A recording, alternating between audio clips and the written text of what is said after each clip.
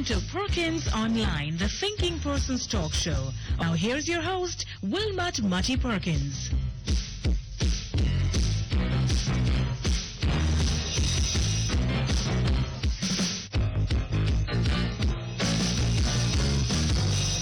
Morning, everybody. Morning, and welcome once again to Perkins Online.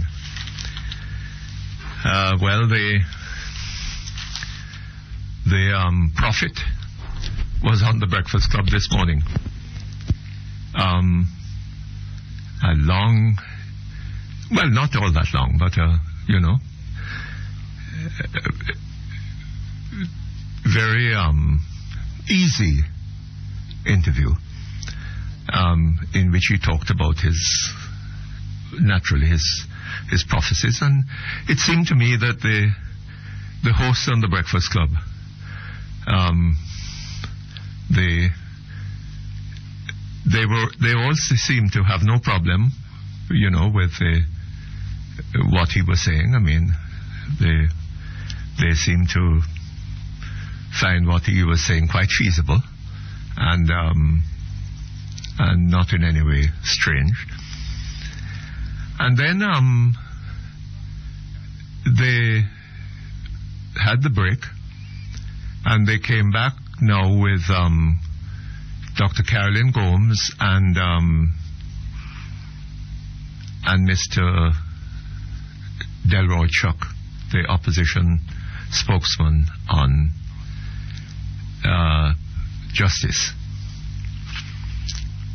And they asked Dr. Carolyn Gomes to start out talking about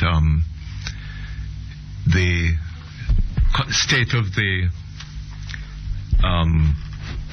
coroner's courts. And she went at it and described it fully, and a really disgraceful situation. Over 4,000 cases unattended to.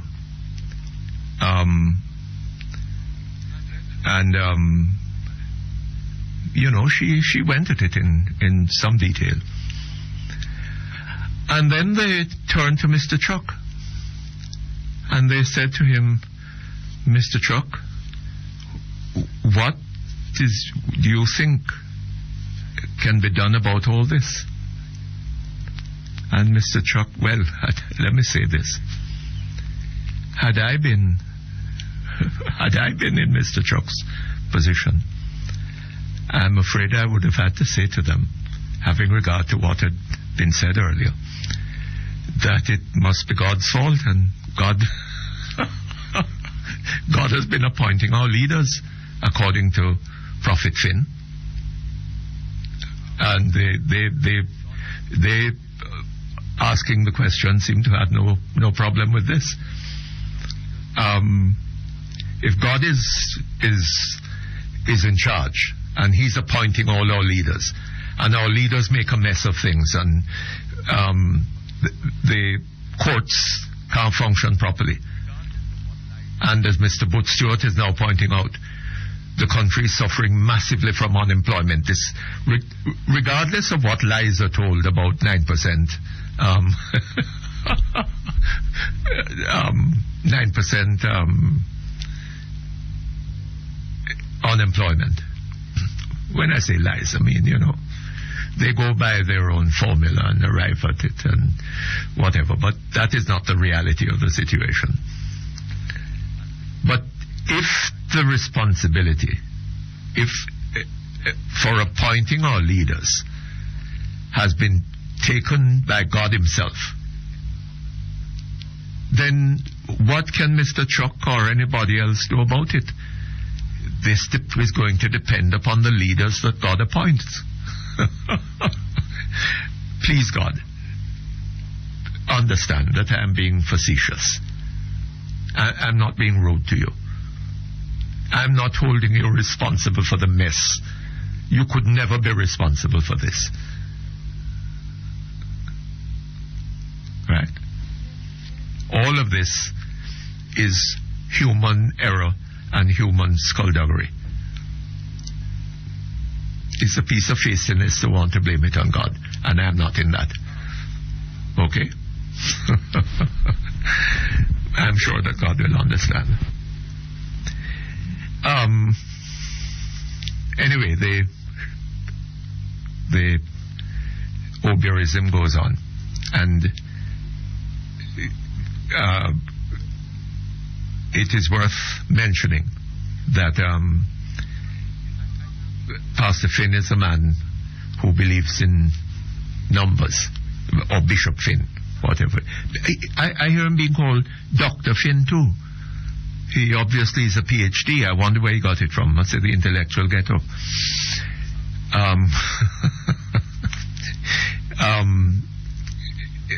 Pastor Finn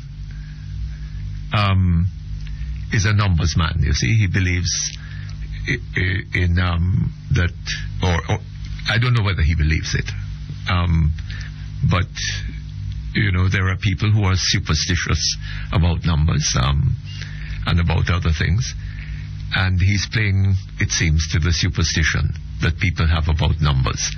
There's something magical about the number 7, it is said. Sister P is the 7th Prime Minister, and she's going to be, this election is going to be in 2007. He doesn't seem to recognize a difference between 7 and 2007. They're quite different numbers. But anyway, the election is going to be in 2007, and presumably, listen to this is coming from Prophet Perkins now, the election is likely to be held on the 7th of July, the 7th month of 2007, right? And the 7th Prime Minister will then become, will remain the 7th Prime Minister, I suppose.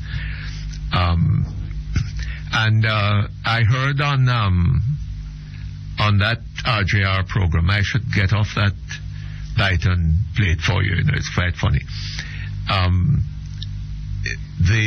I heard it on RJR, that the 7th Kingston Harbour is the 7th largest harbour in the world. This is all part of the Finn doctrine, Kingston Harbour is the 7th largest harbour in the world.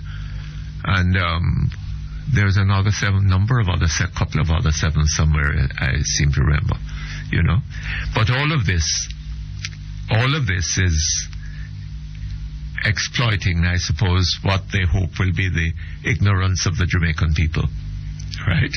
The superstition of the Jamaican people. And they won't be looking at the state of the courts. They won't be looking at the state of the roads, the state of the schools, the state of the economy, the fact that I suppose that by the time the election comes up, we'll be hearing that Jamaica has 7% unemployment. But Mr. Butch Stewart is nothing if not a realist, right?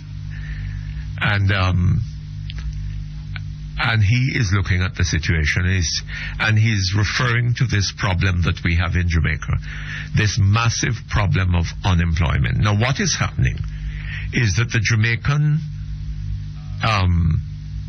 statistical bodies playing the game are coming up with a figure of 9% based upon what they say is the size of the Jamaican labor force. Now, that size is determined to a considerable degree. If you're not either working in a job or in your own business, but working in some sort of way, or actively seeking employment. Actively seeking employment. Then you're not in the labor force. So if you left school 5 years ago and were seeking employment every day for the last 5 years, walking around, whatever, going to all the places and trying to get a job, and without success, and you gave up. You said, this is hopeless. It's no point my spending energy that I can't replace. I don't have the money to feed myself, to put back the energy in my body, and to be walking around using up my body, trying to find a job which I'm sure I'm not going to find. Then you are out of the labor force and will not be counted among the unemployed. And by that method, unemployment has been brought down to 9%. You remember what is the mantra of this government? If you can't make it, fake it. So they've brought unemployment down to 9% and may well bring it down to 7% before the election, which, remember, I'm telling you, I'm prophesying, is likely, on the basis of what I heard Bishop Finn saying about 7, is likely to be held on the 7th of July, the 7th month of 2007, right? And Pastor Finn clearly is no mathematician. Not that it would require a mathematician to see that there's a difference between 7 and 2007. Okay? We take a break. We come back in a moment.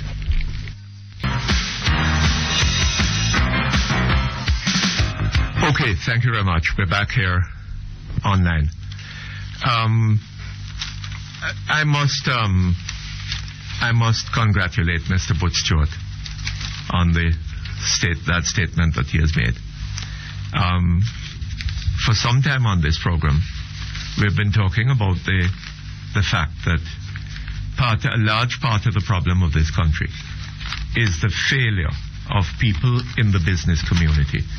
The people who see themselves as doing well, making good incomes, living good lives, driving nice motor cars and all this kind of thing, being able to afford security guards and all this kind of thing. They have not been as concerned as common sense would seem to me to suggest about the way in which this country is being run. If this country had been run over the last how many years, going back to 1940, consistently in the interests of the Jamaican people, seeking to create the conditions of a better life and greater happiness for all the people of the country, I think things would have been vastly different. The man who is today making money would be making one hell of a lot more. Think of somebody in Mr. Butch Stewart's position, right? He's in the hotel business. If Jamaica had been different, if crime had not been what it is, there would be a lot more tourists coming into Jamaica. And when they come into Jamaica, they will be walking freely about the streets and going up into the mountains and all this kind of thing. Right? So, it is in the interests of us all. It is in Mr. Butch Stewart's interest. It is in Mr. Oliver Clark's interest. It is in Mr. John Issa's interest. It is in the interest of the Grace Kennedy people, of all of them, all of the big business people, and it is in the interest of people like you and me for Jamaica to be better off than it is. And the business community, I mean the people like somebody like Mr. Stewart, all of us, we have an interest in that little ghetto boy sitting down on the corner of the road down there, getting a decent education, getting a decent job, and contributing to the creation of wealth in this country, rather than being frustrated and hopeless and resorting to the gun and to crime. Mr. Stewart is absolutely right. And I hope that he will not just make that speech, but will set out to convince other people of his status in Jamaica that they must take an interest in these matters. If they really want to deal with the problem of crime, if they want to feel secure in their houses and on their streets and in their lovely jagpurs or whatever they're called, right? And in their places of work, and if they want the economy to be successful, they have to concern themselves with the fate of those people who are being left out of the loop, and with the business of government being conducted in a manner that does not take them and their interests and concerns into account. You're right, Mr. Stewart. Keep it up, work hard at it, and try and help to transform this country into the better, prosperous, happy nation that it might be. There's no reason why we should live the way we live, except for selfishness.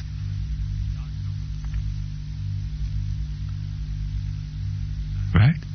Some of us are concerned only about ourselves, large numbers of us. And that is true as much of politics as it is anywhere else. We need to work at that. And it is good to see somebody like Mr. Stewart taking up the cudgel.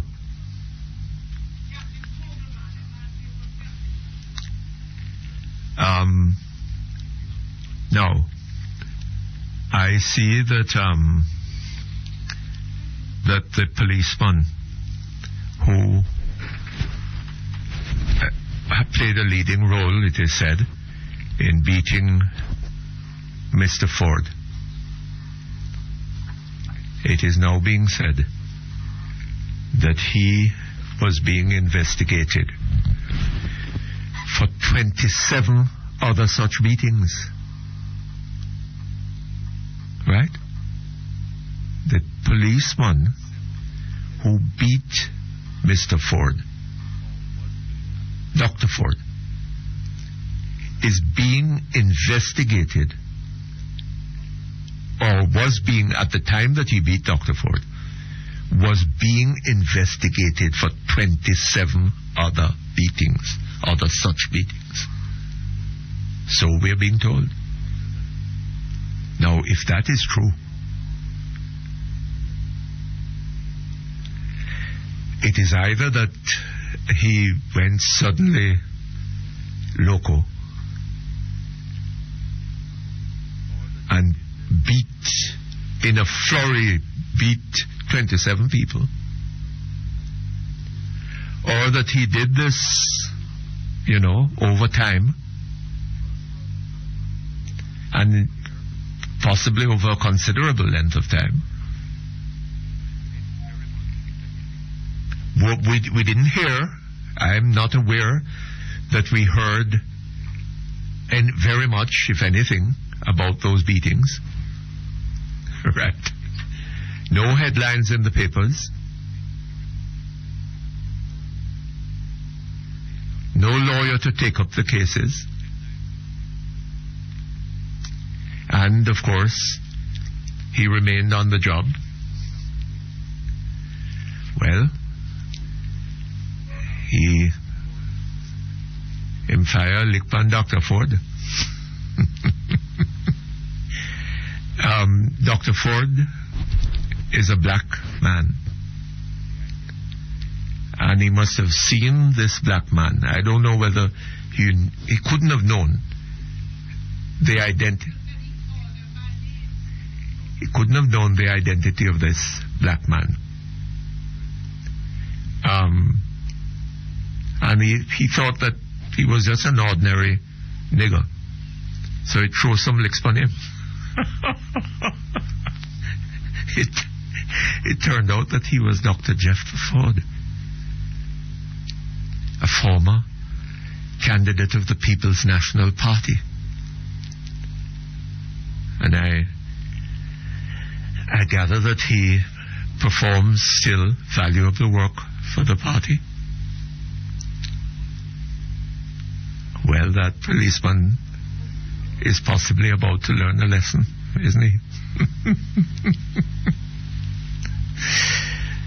It tells you about our country. It tells you where it is. It tells you the mess it is in. And don't for a moment believe that it is God who did this to us. Right? Not true.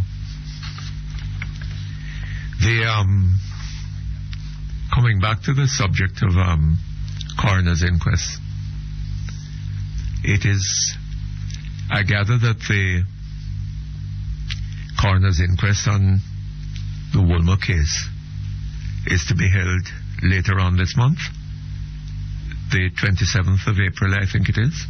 It's to begin. How very interesting. How very interesting. You know how many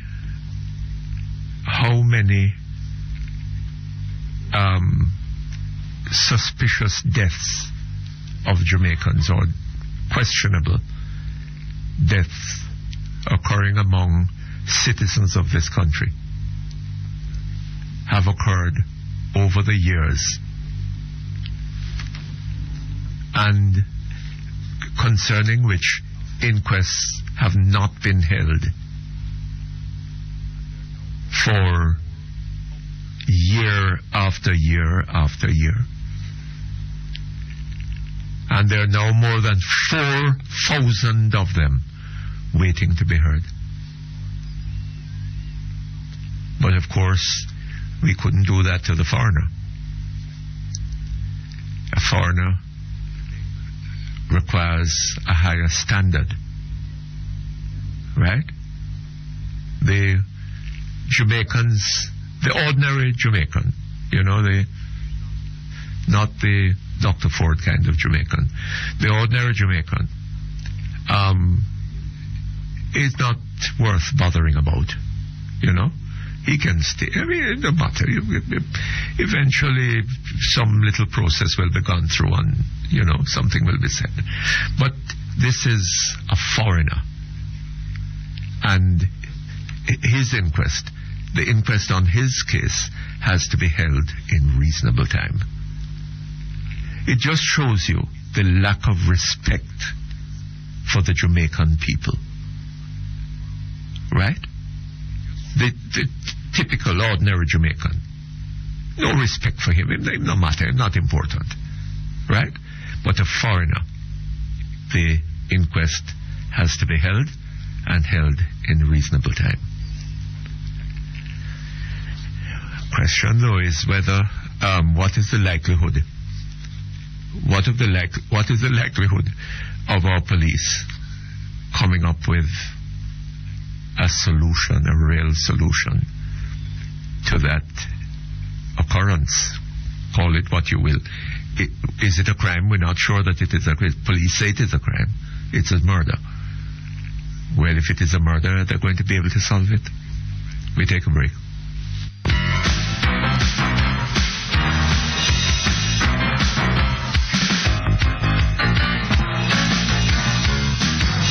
Okay, thank you very much.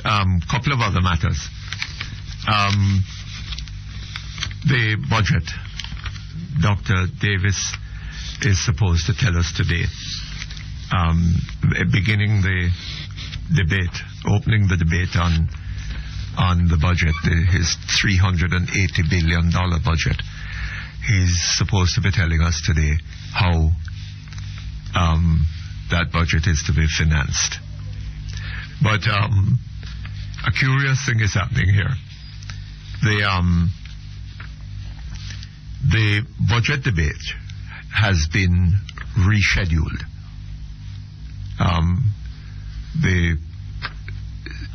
The contributions to be made by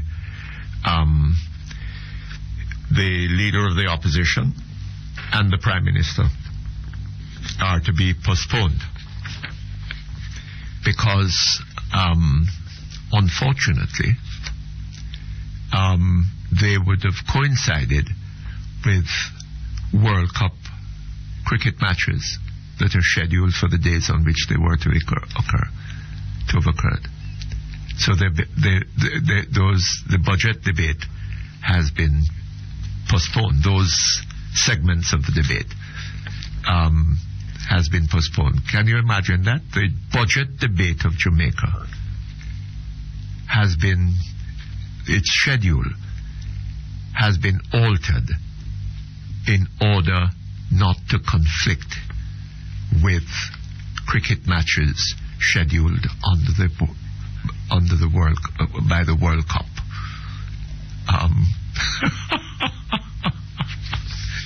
It reminds me of Dr. Davis walking out of the budget debate in Parliament and going down to Arnett Gardens when he heard that Willie Hoghart had been shot. The Minister of Finance walked out of the budget debate and went down to Arnett Gardens when he heard that Willie Hoghart, a man of dubious history, had been shot. And the budget debate now is being sacrificed at least in terms of schedule, for the convenience of Cricket World Cup.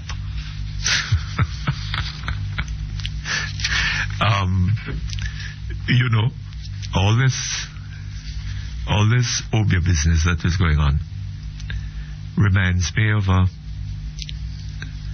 story that I learned years ago when I lived up in Rock Hall, my wife and I. And there was a raid carried out by some gunmen on a Carreras, I think it was either Carreras or some cigarette company van, somewhere in St. Catherine. And they stole some money. The men who did it, or the man who did it, was from the Rock Hall area. Well, he came back up to Rock Hall, and there was a celebrated Oberman up there. I think his name was Captain Bogle. And he went to Captain Bogle, man. And Captain Bogle work a thing on him and make him invisible. And him get a good share of the money for it. Make him invisible, man.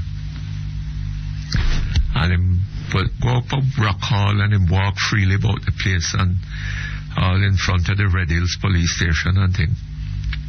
And everything was cool. So him decide, no, boy, I'm going to really enjoy himself. And him go downtown one day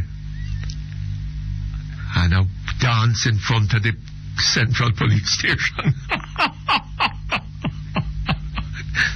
And I don't know what make this policeman recognize him, but him just go up to him and grab him, right, and lock him up for the charge. I can't remember what term he got in prison. But Captain Mogulman, a good Obia man he was, but somehow things slip up there.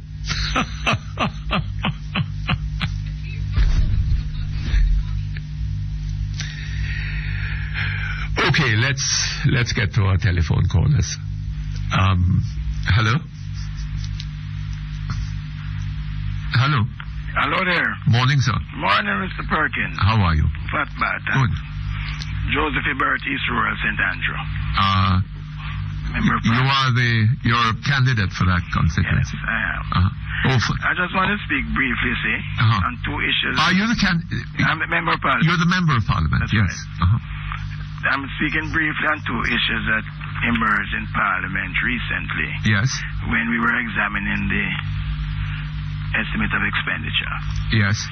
One deals with the allocation of funds in the various constituencies, and the other, one of a more political issue, which deals with how the ministers and their contractors are performing in the various constituencies. Within the constituencies? Yes, in terms of how they undertake work. Now, when we're examining the budget, the question was raised that there was a disproportionate amount of allocation in some of the constituencies. To some of the constituencies? Some of the constituencies. And Minister Pickersgill provided for us a summary of some allocation. Now, this is what has been referred to in the papers, in the Sunday paper, that my constituency had an allocation of some 111. Speak up for me. Keep your voice up. Yeah, my constituency had an allocation of some $111 million. Now, when we examined that, what we found was that of that $111 million, 94 of it went to the construction of retaining walls and to deal with flood damage. And this was the special flood damage program. Nothing has been allocated to any of the roads in the constituency. Yes. And the suggestion I gather that there was a retaining wall problem affecting the house of, the houses. Yes. Of a candidate, a parliamentary candidate, and a minister of government. You mean up on the Guaveridge Road? Well, I don't know which road. That one has since been repaired. That one has since been repaired. Yes. What was lacking from the information that presented by Minister Pickersgill were the details. Because although you have an allocation of some $111 million, Mr. Azan really was the man who dealt with these matters. He tried to. But he tried to do it to say that in a manner that to say, well, there are 26 seats that are held by the JLP. And the JLP of this allocation receives some 45% to suggest that it is justified. But when you have flood damage, 45% of the allocation was went to JLP constituencies. 26 seats. But the point I'm making is that when you have flood damage of this nature, flood damage is not doesn't discriminate. You have flood damage and you go out, make an assessment, and you try to allocate enough money to restore the places that are damaged. Yes. Surely when we did the estimates over the past 2 years from Ivan in 2004 to now, we are estimating more than $1 billion of damage in East Rural.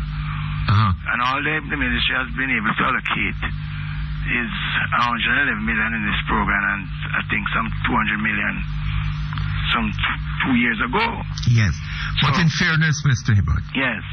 If the ministry had allocated $1 billion to the repair of damage in your constituency, right?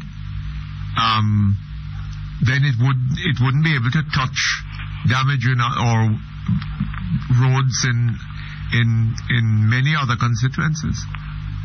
The problem here, the problem begins with a shortage of resources, an inadequacy of resources. That's correct. Right?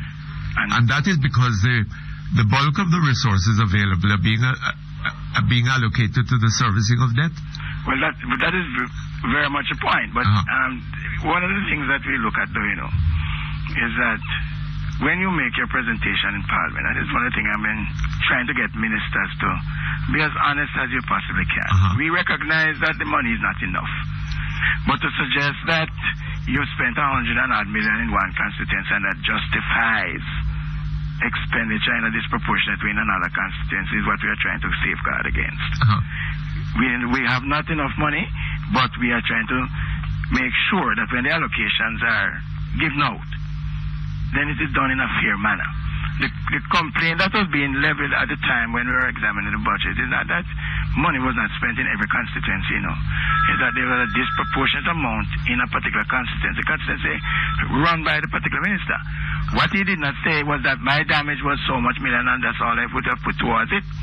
You see the point? Yes. At the same time, we are saying that when these damages are there, let us get an estimate. Let's know what the damage is all about. Nothing has been presented in Parliament this time around in terms of the damage. We have an allocation. Yes, but that is what is worse too.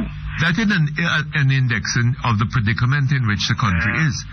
And you spoke a moment ago about hoping that ministers would be honest in their, I hope that Jamaica will one day reach the stage where ministers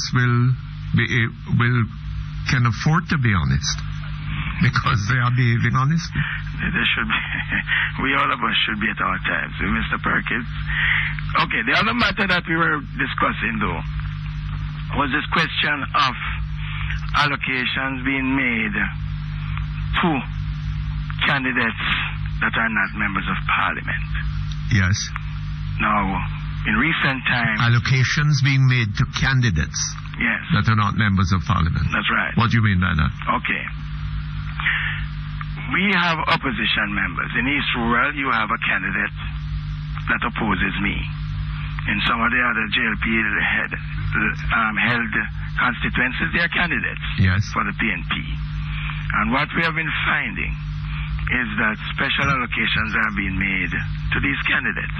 To the candidates? That's right. To the candidates or to the constituencies? Well... Hold on just a moment for me.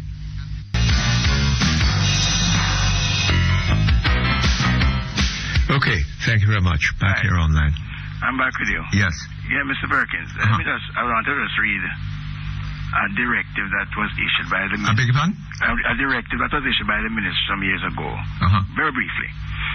Any work or project to be undertaken in any constituency must be brought to the prior attention of the Member of Parliament.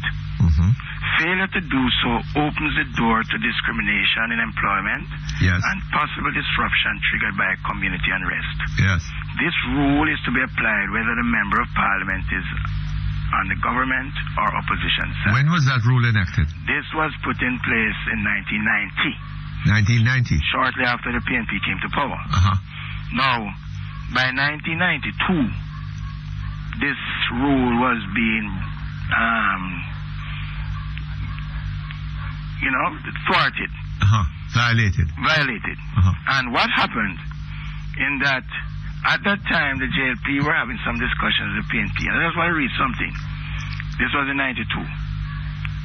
The General Secretary, this is of the Jamaica Labour Party, claimed that in allocating funds for the Christmas work, the government made special allocation to PNP candidates in those constituencies that are represented by the JLP MPs. Who said that? The JLP said that? The JLP said that. And that couldn't be refuted because, in fact, I have now a printout of the actual allocations that were made.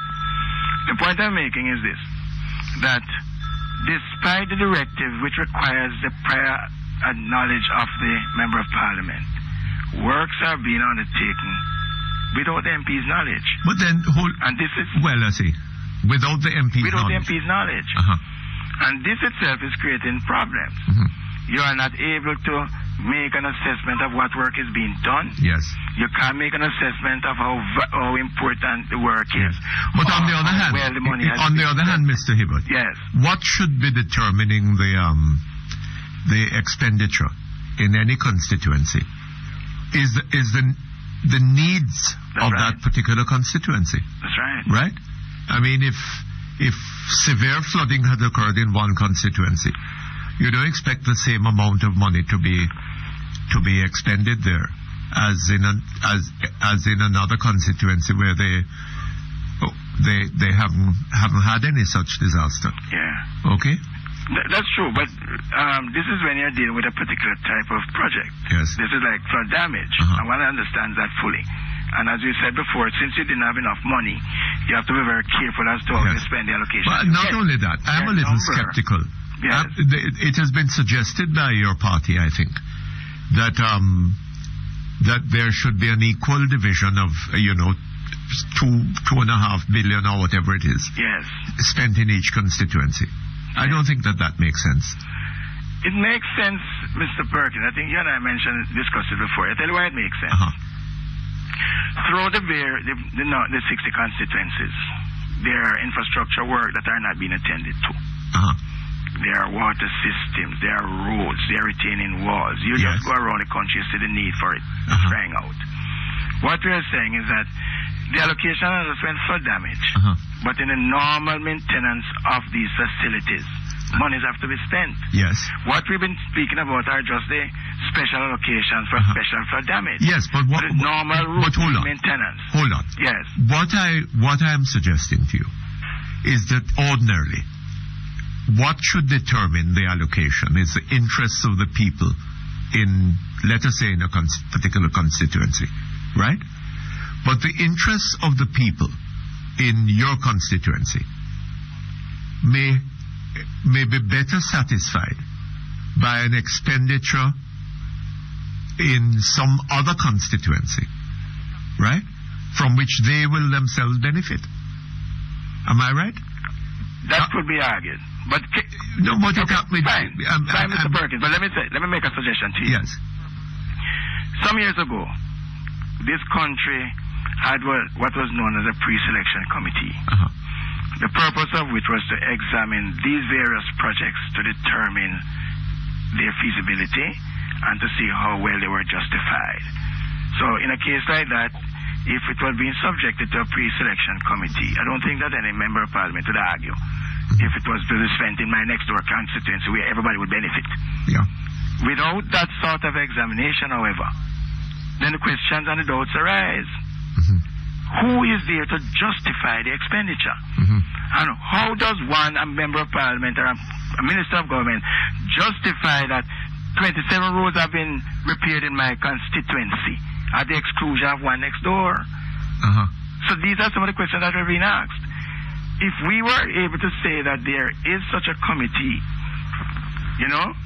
who has ruled on the expenditure. But the minister may be called upon to justify what he did. And that's exactly what we're asking him to do. And, yes. And in an attempt to do it now, he's now trying to justify by saying monies were spent in various constituencies under one program. Yeah. There are thousands of other programs that money are being spent on. We had no details of those. And that is why we are asking, give us the details. Anyway, the major problem, the major problem is a problem of underdevelopment and the insufficiency of wealth that we create in this country. Yes, but right? Mr. Perkins, if our economy was working as it should, and I hear Dr. Finn saying that the economy is going to, what he said is even more attractive than what certain spinners of the have been discussing on radio and radio programs, about how wonderful the economy is on the verge of a takeoff and all this kind of thing. Dr. Finn is saying that in what is it, in 10 years? In 10 years. 10 years. Yes. We're going to be a first world country. Well. Is it 10 or 15? I can't remember. Yeah, but he might also be... He was saying it on the Breakfast Club this morning. He might also be suggesting on that particular leadership, though. Eh? He might be suggesting that that is a state of attainment under some form. Well, I mean, yes, under the leader that God has appointed. Yeah, I see. But I just have one comment on that, you know. What? The world is replete with number of prophets, you know, that are proven to be false. Don't forget, in the days of Jezebel, she had some 450 prophets that were in her corner, you know. Oh, is that all so? proven to be wrong. Are you serious? Yeah, indeed. Just read it. Where is that in the Bible? I'll have to find it. Certainly it is in the Bible there. Just in Kings. You look in Kings just before they speak of Ahab. Yes. Ahab and Jezebel. Yes, man. Jezebel had 400 prophets. Some 400 and Ahab had 450. 850 prophets they had, predicting what their outcome would be. And against the one prophet of God who was Elijah. Jezebel. Yes. And that's a name with what? 7 letters too, eh? Oh, Lord. But let me just make one other comment, Mr. Perkins. Because basically, I have a constituency that is really calling out for some action. If you go along the coast, and I'm speaking from Harborview now to Bull Bay, we have sustained a significant amount of damage over a number of hurricanes, starting from Hurricane Gilbert, which show how desperate the need for some repair works to be done. The government still has not decided as to what it is to do. And all I'm saying is that the longer we take, the worse it becomes, especially now that we are approaching another hurricane season. And we have a serious problem in Harborview where our sewage system has been out from as far back as 1985. So you know the problems that we are up against. Raw sewage is now being discharged into the sea. When you go northwards, it is the roads and the drainage systems. The Bull Bay area has been buffeted, Kintyre, Mavis Bank, all over.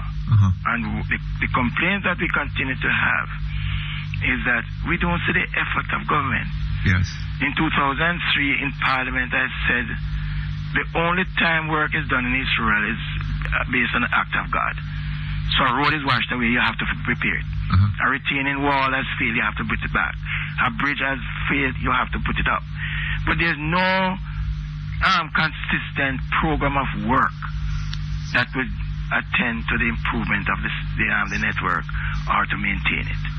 And that is one of the reasons why the leader of the opposition suggested and has recommended and is determined to do, to put aside a certain amount of money to deal with these projects that are crying out. All right, sir. You know? So basically that's the reason behind All right, maybe Jezebel could help you if you had a word with her. I say no more. Thank you very much. All the best to you. Okay, hello? Hello? Hello, yes, sir. Yes, good morning, sir. Yes, very good morning to you, Mr. Perkins. How are you? Not too bad, thank you. How are you? I'm okay. Good. Listen, over the last 18 or so years, the number of members of this particular PNP government that has taken us Jamaican people for idiots. Have they? Yeah, man. But they've been very successful in doing so. Well, I mean, no other government of Jamaica. Yes. Calling it has had such a run. That is exactly so. But what has happened, like I've told you twice this year already, is that we the Jamaican people, we have learned from our experience. Have we? We have learned the hard way. And I think that they're making a big mistake in continuing to take us for fools. Hold on a moment. Bishop Dr. Finn is telling you that the Jamaican people have nothing to do with it. You don't realize what? Hold on just a moment for me. Okay, thank you very much. We're back here online. Yes, sir. You don't realize that the Jamaican people have nothing to do with it. Hello? Hello? Hello? Yes. Yes, sir. I'm saying you don't realize that the Jamaican people have nothing to do with it. Well, that is based on the utterances of this gentleman, Mr. Finn. Yes, I mean, he's a doctor, Dr. Finn. No, he's not one of the graduates of the intellectual get. Oh, he's from the intellectual get. That's one of those honorary doctorate that they get from some Christian organization. I thought he was a PhD. No, Oh. Absolutely not. But as a matter of fact, I know the gentleman well. You know him well? Yeah, man. I see. My wife was a part of his organization for a number of years. Oh, is that so? She had to leave them. Why she left? Well, she noticed that they were moving in the wrong direction in terms of true Christian values. Oh, is that so? And so she left. Yeah, she left as a matter of fact a good 6-7 years well, ago. the doctor. Oh, is that so? That is the time he said that he started having this. He got involved with the PNP. Ah. And he's been a seer for the PNP claims since that time. Anyway, anyway, look here. Hold on just a moment. All right. We're gonna. Oh, you're on the Yeah, man. Okay, hold on just a moment for me. Hello. Yes, hello. Mr. Errol Gregory. Yes, sir. How are you, sir? I'm very good today. We haven't spoken for a very long time. And I am the worse off for it. Eh? I am the worse off for it. You're the worse off for it. I beg your pardon. Yeah, man. I didn't realize that. No, man. You know that. I don't know why that should be. You probably need to have a word with Dr. Finn. Dr. Finn. Well, I don't know if I'm spiritual enough to attempt that, but I'm working on it, Mr. You're working on it. But you realize that the election is meaningless. You mean insofar as it's predetermined? It's predetermined. I mean, yeah. God has already made the decision. Yeah. Well, I tell you. You and I have nothing to do with it. But I tell you, we live in interesting times, Mr. Perkins. Yes, indeed. But you know, this fulfills the terms of our national anthem. You notice that. You know the words of that anthem. The anthem. Go ahead, Mr. Eternal Father, bless all and guide us with Thy might. In other words. We are sitting down on our bottoms. Yes. Right? And God is to do everything. I know you always say God gave us a brain, and I agree.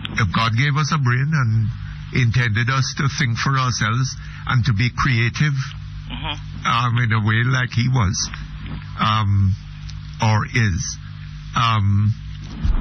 But our national anthem suggests that all we have to do is sit down and pray to God, and God will do everything.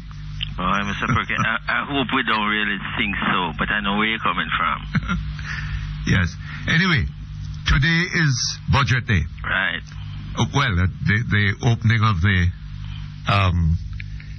the debate on the budget and the provision of information by the minister. Sure. Concerning the funding of the budget. Right. I don't know why anybody should regard that as important, because we all know that he is going to fund it by borrowing. He has no other way of funding it. Well, it's going to be a mixture of borrowing, but there's a part of it that we, of course, raise from our local taxes and so on. So that's what we're listening to here today. I mean, we already know that he has raised enough overseas to deal with the external part of the debt that we have to pay. Yes. Which, of course, is the 360 million. Right. So what we're not so sure about, though, is, whatever gap there is on the revenue side, how some of that will be raised, But let me tell you something. Do you seriously believe that Dr. Well, I don't know. If Dr. Finn says that God has already made the decision, then maybe Dr. Davis can impose whatever taxes he likes. But if Dr. Davis thinks that Dr. Finn may be right, may be wrong on this, then I don't think you're going to see any very substantial volume of taxes being imposed. No, I think that generally is the expectation that as two things. I mean, as this is an election year. Yeah, precisely. We don't expect, and I think what I don't remember, it was last year. Well, there is room for a supplementary budget after the election. On, yes. When they might put another 15 billion on us. Well, right? When there could be, let's be kind, there could be some adjustments, but you know, for now I don't think we're expecting a big tax package, as I say. With it being an election year, and of course, you know, with government holding the expenditure in real terms, spending less than they'd done in, you know, at least last year. Yes. We really don't expect any big announcements that would really make us shudder. I don't think so. That would go against the grain of the kind of political reality. Yes, all they has to do is run with it. And if the election is held, as I think it is likely to be, judging by what Dr. Finn is saying, on the 7th of July.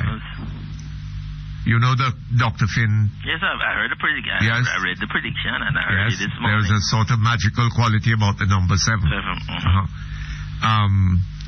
Well, if it is held on the 7th of July, then there's a lot of time after that for Dr. Davis to come back with the real budget, right?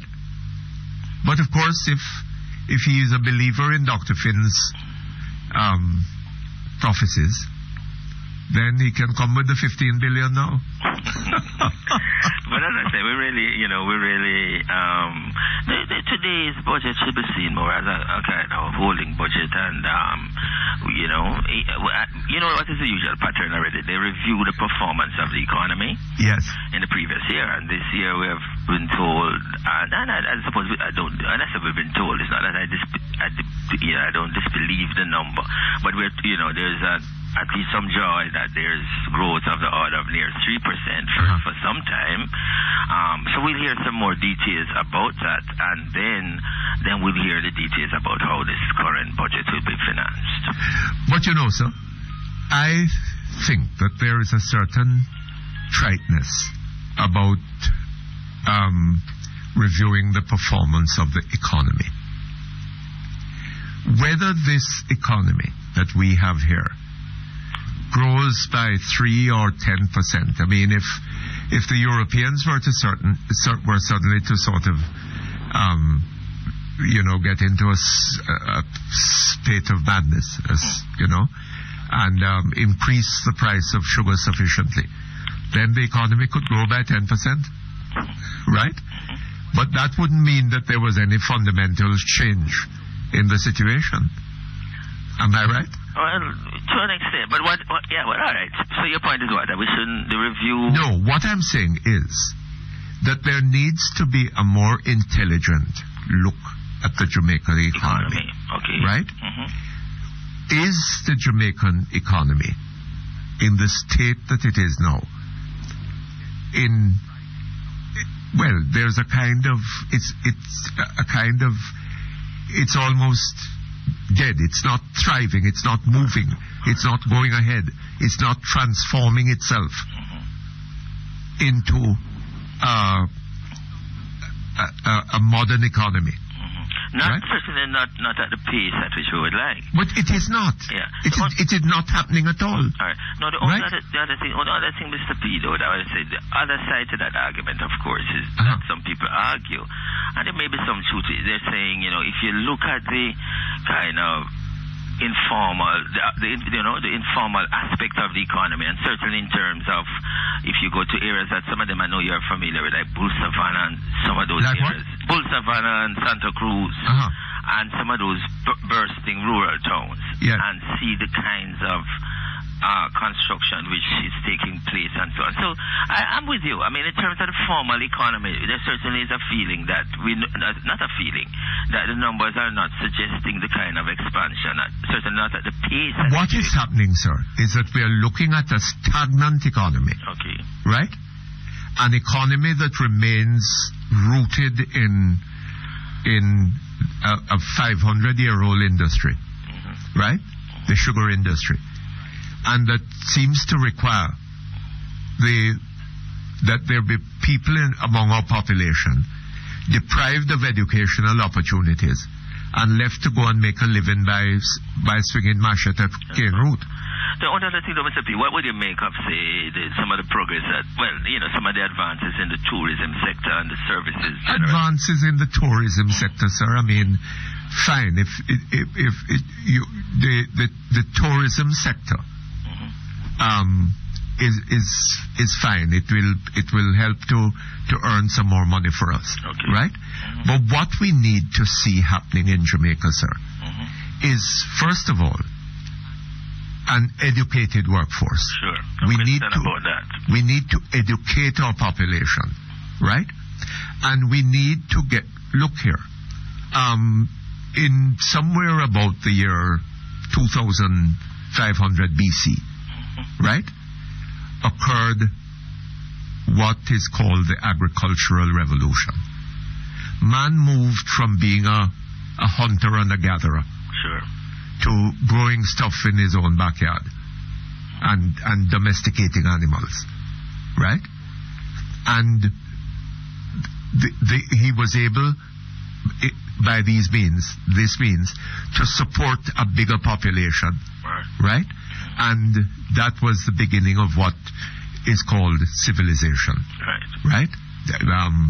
Man started living in cities and having a division of labor and so on, and that offered further economic opportunities, right? And then somewhere about several centuries later, somewhere about the middle of the 18th century, right, occurred what is called the Industrial Revolution. Right? And the rich countries today are all industrial countries. Agreed. Right? And if you really want to be able to afford a life of happiness in the modern world for your people, you're going to have to, we recognized in this country many years ago that we had to get ourselves into the Industrial Revolution. Right? And that is what Lee Kuan Yew came here to look at when we were doing that in the 1960s and had been doing it before. And we've abandoned that. And we're going back to putting up hotels. All right, fine, so we'll have some hotels. But how are we going to... A question that I've always asked, and nobody has attempted to answer it. How are you going to have a tourism industry as a kind of oasis industry in a wilderness of want and despair? Right? Where you have some bright lights in... Hold on just a moment. Okay, thank you very much. We're back with you, sir. Hello? Yes, Mr. P. Yes, I was asking the question. You're talking about tourism and yes, how are we going to have the model that we have? A tourism industry, right? Where there are nice big hotels in Montego Bay and in Ocho Rios and so on, right? And the tourists are flocking in there and having a good time and whatever. Elsewhere in the country is misery, right? Don't you see that the people are going to flock from the misery to the bright light? Sure. And it is going to be a source of trouble? No, I agree. I don't think anybody would disagree with that. Right. If you want to have a successful tourism industry, what you need to have is find the hotels in Montego Bay or Ocho Rios or wherever, and elsewhere in Kingston, in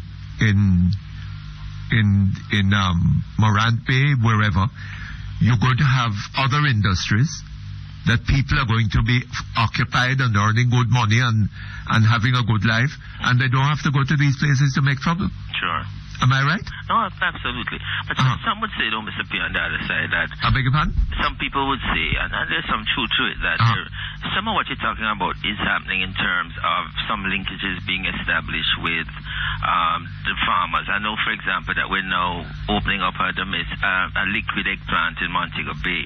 A what? A liquid eggplant, in other words. Oh, yes. So what we're trying to do, I think, is to supply the inputs that we need for the tourism industry, and to make the industry more broad-based in a way that you wouldn't have that kind of disjunction that you're talking about with the hotel sector and the adjoining communities. Yes, sir, but we have yet to move towards an efficient agricultural system. Yeah. Right? We are expecting some little farmer on 2 acres of land on the hillside, right, to produce the agricultural products, right, to service the tourism industry, to export, to feed the local population and all that. When you're going to be able to get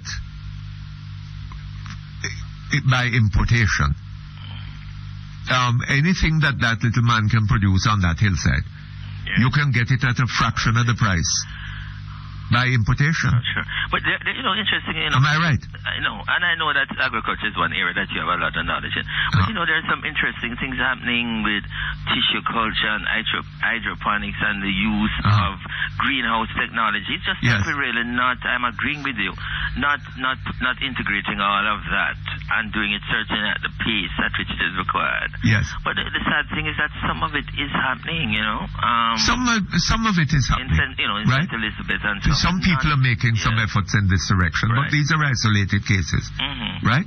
And we're not getting the investment in that this country needs, sir.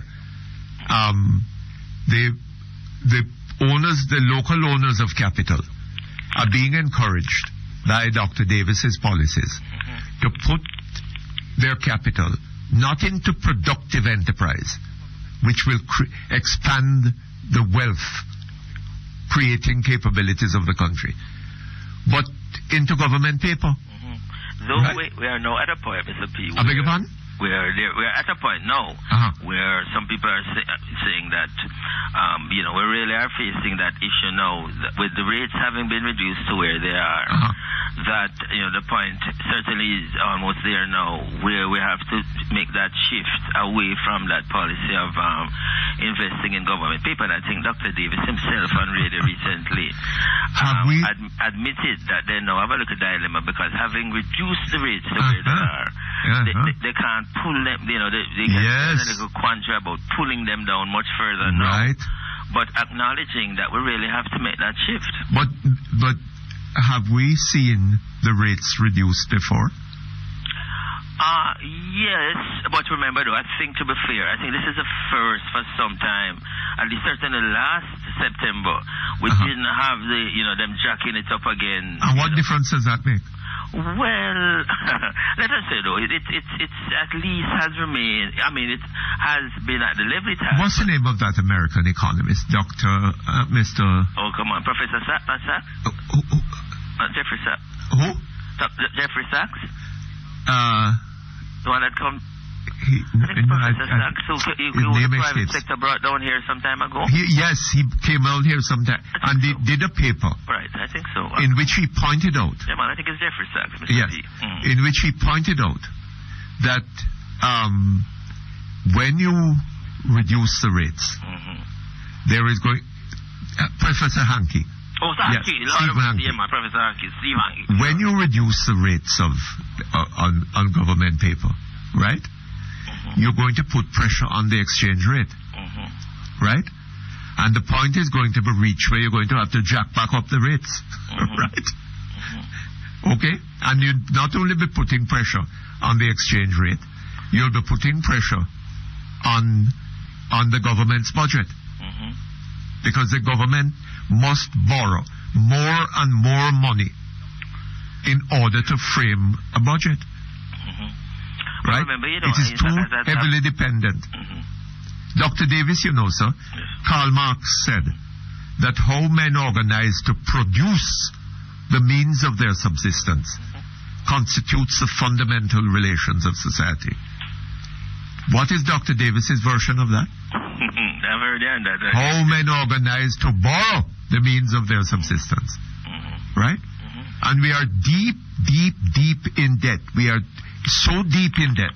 I wonder why people continue to lend money to this to this country. Quite seriously. Yeah. Because at some point, if you keep borrowing money and not expanding your capacity to produce and to earn, to pay back that money, then at some point you're not going to be able to pay it. Okay. Am I right? That's true. But I suppose the extent to which we are recording growth, well, I mean, even though it's not at the level that we require, but some would say, that could be a start to that process where we realize that, we really have to get the productive economy growing. Look here, sir. Or else we're going to be just marking time. We are recording rapid growth. Huh? Well, 3%. And Dr. Finn says it is even going to be more rapid because he says there's oil and minerals and all sorts of things to come out of it. Going forward, he says. And we're going to become a first world country that way. Right? 10 or 14 years, he said. 10 or 14 years. Is that, I mean, let me tell you something. That is somebody who knows nothing about economics. Right? And this idea of economic growth. Don't we hear that our unemployment rate is down to 9%? Yes. Isn't that rubbish? Well, I know many of us view it with some cynicism. Certainly is not consistent with the kind of reality that we see on the street. Precisely. It is absolute nonsense. Right? Because what they're doing is taking people who despair of ever finding employment out of the labor force. Though, I've heard, I know there are nearly 500,000 people who have been so taken out of the labor force. Okay, one thing, Mr. Peter, I've heard Dr. Damien King argue, though, that some of the expansion that has taken place in the tourism, in terms of the investment in the tourism sector, could have contributed to some increase in employment. So I've heard him argue sometimes that we shouldn't be totally cynical about any expansion in the employment numbers. So, Dr. Damien King, you said. So we have to be careful how we dismiss those numbers summarily. But I think really that some people would question them in terms of But I think too there are deeper problems. Some people would say, Mr. Pino, we measure really what's happening in the economy. So, I mean, for example, they still tell us that tourism is not measured. We're still measuring it as in terms of restaurants and other ancillary activities rather than being able to record the true contribution of the sector. So, and the IMF has really said that they believe that we're understating sometimes our true productive capacity, the true production at the end of the year. So, is that so? Let me tell you something. I suppose we need to address some of those too while we do certainly what you're talking about. We are underestimating our true production, because a lot of our production is coming out of crime. Crime is our major activity in this country today. Am I right? I hope you're wrong, but I know where you're going. No. No, but isn't it true? Well, I mean, the police have been telling us how much ganja they have been finding in canisters stuck on the bottom of on the hull of ships. Yes. Right? And how many billions of dollars, millions of US dollars that is worth. Is that an indication? I mean, the police have found so many millions. I wonder how many millions they haven't found.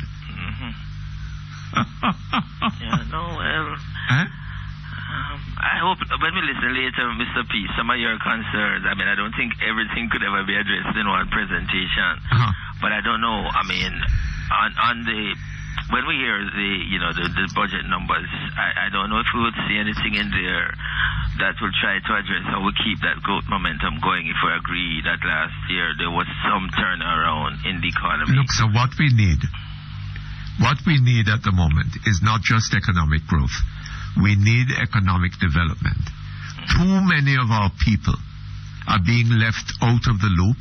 All right. Right? Without education, without opportunity, and are finding opportunities in criminal practice. Right? That is what is happening in the country. Yeah. Now, how an economy is going to move forward into any kind of anything resembling the first world, where that kind of process is happening, or the majority. You remember that officer in charge of the army? Yeah, I mean, we said about the factory. The factory, right? We are concentrated. We are concentrating on the gunman and the criminal, right? And ignoring the factory that is producing them, which remains open and functioning, right? Agreed. Hold on 1 minute for me, please.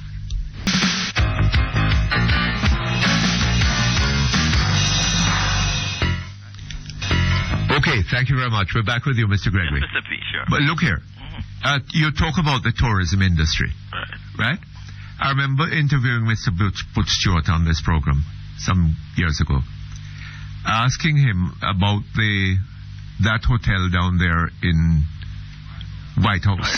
That was a proposal at the time, right? And he was involved, right? And I think he owned the land and so on. And I asked him, what is happening? When is the building going to start? And he said to me that he's not putting his money into such an investment because he knows he wouldn't get it back. Right? Now the hotel has been built, as a number of others have been, including that one down there in Montego Bay. What's the famous Rollins one? Oh, come on. Oh, come on. Is that Rosa Hall? It's called, what's it called again? Ritz-Carlton. Ritz-Carlton. Right. It's been built with public money. Right? And I am wondering, we're hearing a lot about these Spanish hotels. Right? Now, are these Spanish hotels being built with imported capital, or is the government in any way involved? I don't know. Well, we haven't heard the details of that, but the impression is that it's imported. Would you speak up a bit for me?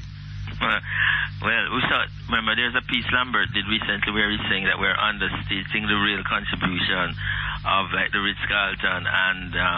we are under... I mean, like, and even the White House one, he took on that one and saying that when we look back, we really will feel that there were investments that we should really be proud of. That... A recent piece he did, I'm sorry, I don't know how you missed that one. That White House? Right, both of them, White House and the Ritz-Carlton. Were investments that we should be proud of. Right. Well, I don't know. The idea of public funds being used for this purpose, right, it suggests to me that private funds were not available for it. And what we really need, if we're going to develop this economy, and move us out of the stagnation that we're in, is private capital, whether overseas capital or domestic capital. I agree. But capital is going to have to look at the circumstances of the place and say, well, look here, this is a good place in which to invest our money. And I mean, would any owner of capital look at Jamaica today and say, yes, boy, this is the place to put your money?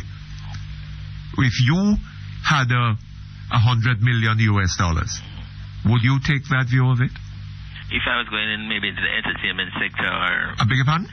If I was going into entertainment or something, but I'd be very selective about which area I would put it in.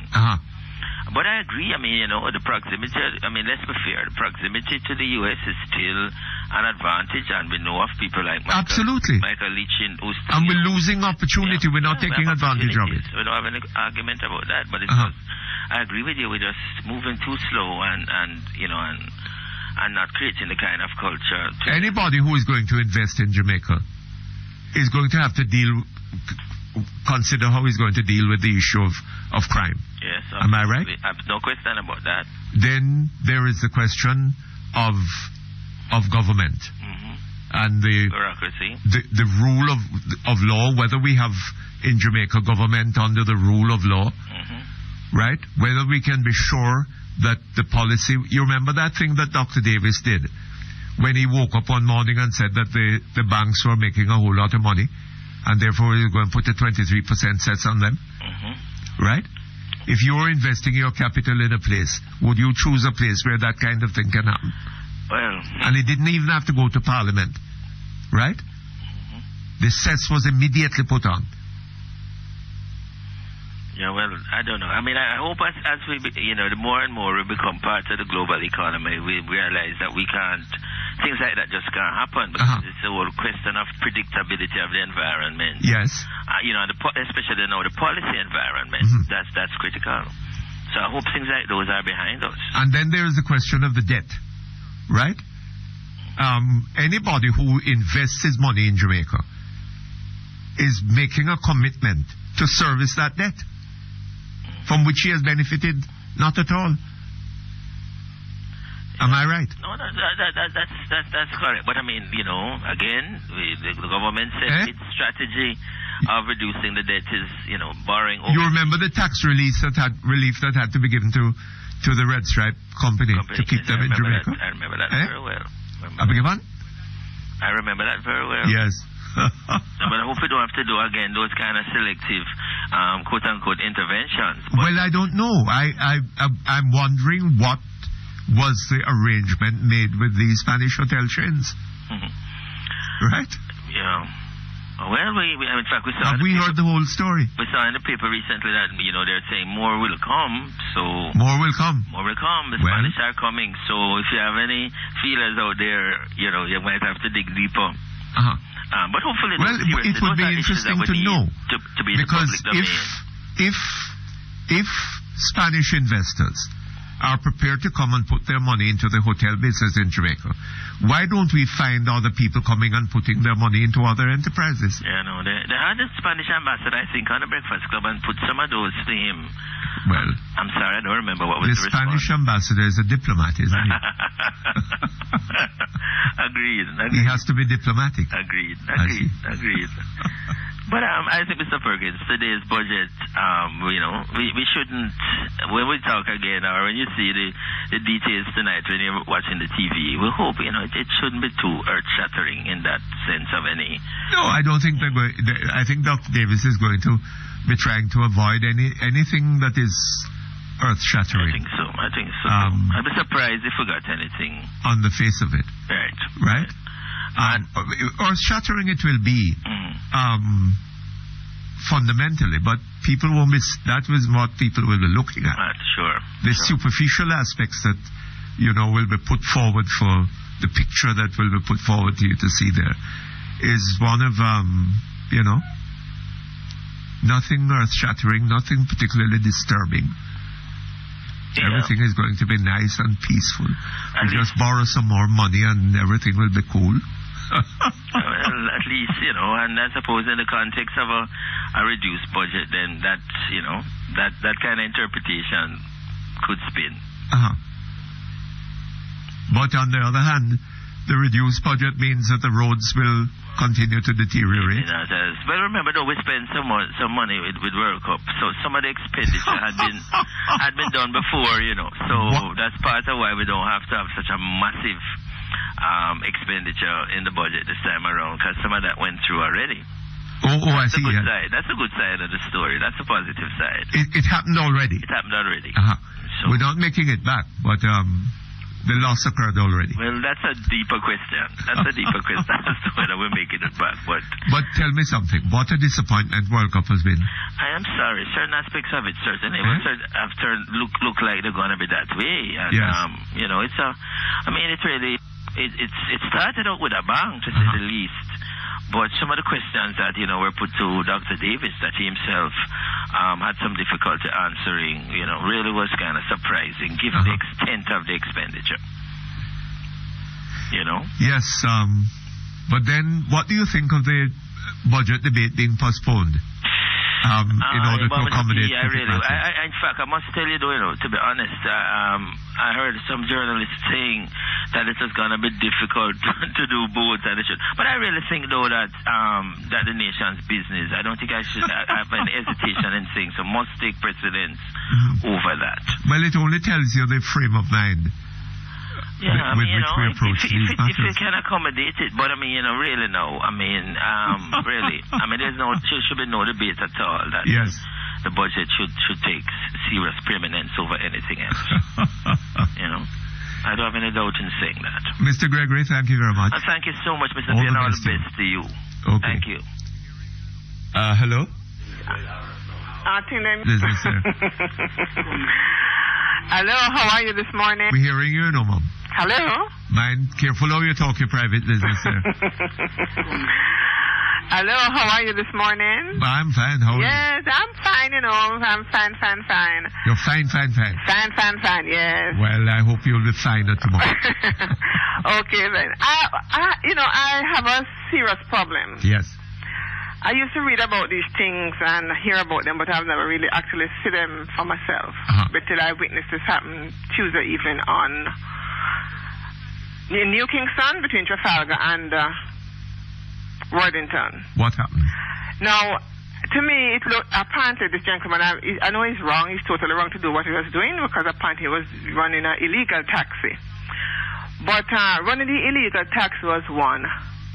But after seeing how he was treated by the police, let us all wonder what is happening in our society. You saw it there, or? Yeah, we saw it. I mean, you were there? Yes, I stand where I work. I could stay right there and look.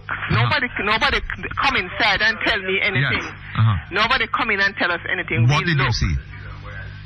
We even spoke to the inspector who came on after and tell him exactly what we saw.